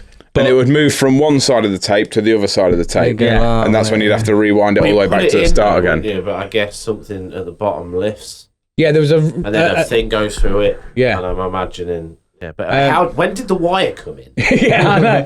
When did they remove the tape? Basically, what happened was in cars. Did you ever see a cassette player in a car? Yeah. Yeah. So you put the cassette in, but they brought out like, if you've got MP3 players, which was actually mad because at the time as well, MP3 players could still only hold about like 20 songs. I didn't. So you didn't really benefit by kilobytes, didn't you? Yeah, you didn't really benefit by having this as an option. I didn't think that was going to take off. You know, when everyone was buying all those little pill-looking bloody MP3 players, I was like, these are bollocks. Yeah. No one's going to buy these. Turns out. They're pretty big, and then just the iPod came in, didn't it? Yeah. The iPod changed everything. I missed that. I always wanted an iPod Classic, and I never got one. But I got a black iPod Classic. It was 80 gig. 80, that was big things, wasn't it? Big things. I like having the idea of having a separate thing for my music. I don't know why. Might be bring it back. Yeah, because then like you're not going to get like the urge to. Because when I'm on my phone listening to music, I might be flicking, and you're not really being present with the music. It's just there, innit? Yeah. So I like that idea where you just have something and then makes you can. It more special. It's like buying the vinyls, isn't it? You know what I mean? I've got to use a separate device to listen to my music. So like appreciate your that hobby for that time is becoming listening to the music. It's not just having it on in the background and doing it. Yeah, or on your phone while you're scrolling. And you like pause it while I watch this video. Yeah. I like that. But yeah, cool. There's nothing wrong with that. That takes us to the end of the show. Delightful. That's a good list, mate. Thank you. Good list. Yeah, Obviously, thank you. Technically, the second person to go through this list. This Yeah. is going to be the new utopian standard of how we kind of run things. Yeah. But yeah, so Planet Place is the second planet next to Bagglesbury, was it? Yeah, it's bad. Yeah, I might have to start making might have to make an artwork. Make a that's little like solar system. Yeah, all that'd the be quite planets. cool, actually. That would be sweet. Yeah, we just create more work. You can for just myself. add more of these planet-looking things on the walls. Yeah, Yeah. all the Cool. little planets. That'd be quite cool. I've told Vorney because obviously these lists do trigger his little brain to go. So I said when we next don't have a guest in, he can do his list. What, for Vorney? Yeah, Yeah. We'll all create our own little planets. That'd be as well. good. But yeah, Kristian, thank you very much for coming on, mate. Thank you. It's been a pleasure. an absolute fucking pleasure, Thank and you. I hope that that our viewers and listeners have taken a bit away from what you've said as well, and obviously they can check you out on your podcast. Yeah. Do you want to just give you a little plug to Yeah, everybody? is that the camera there? Yes, that's the one, mate. So my name's Kristian Clark. The podcast is Breaking the Habit. You can find me on Instagram and Facebook, and it's available on all platforms, Spotify, Apple Music. There's a link in the Instagram bio as well to all other platforms as well. If you're curious or you think a loved one or yourself might have a fear of, substance or alcohol abuse, give it a listen. And if you ever need me, reach out. Thank you. Sweet. Cool. That's strong. That's the strongest plug we've ever had, I think. yeah, it is. People usually go, "Oh, I can't really remember my Instagram." You can find me at my house. Just let me know. Yeah. Yeah, but yeah, it's been an absolute pleasure, mate. For those who are here for the first time, don't forget to like, share, and subscribe, and all that jazz. Follow us on Spotify if you can. Help us pump them numbers. Review us on the podcast platforms. Follow us on the social medias as well at Utopia Project Pod. Get yourself some merch from the website if you can. That'd be great. Join the Discord. Obviously, join the Patreon and support the show as best you can. Jack, have you had a beautiful time? Always beautiful. Sharpie, happy? Serendipitous. Yeah. Yeah, man. Volney. Oh yeah, boy. Wagwan massive, Wagwan crew. We're all very tired, can you tell? It's hot in here, man. Yeah, it needs to get invest in a little company fan, I think. Yeah. I've been Chucky T. Thank you very much for coming along. I've been Jack Magic. We'll see you on the flip side. I have been the Permanent Sharpie. Permanent as always. See you later, you sexy beasts. And this has been the Utopia Project. Goodbye. Bye.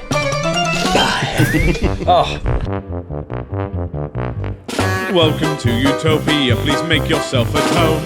It's the only place on earth where you can bitch and moan. There's something here for everyone to make you feel quite great. Just as long as we've already let it through our gates. This is our dreamland, this is Utopia. Yet another little podcast for you. This is our dreamland, this is Utopia. It's where we discuss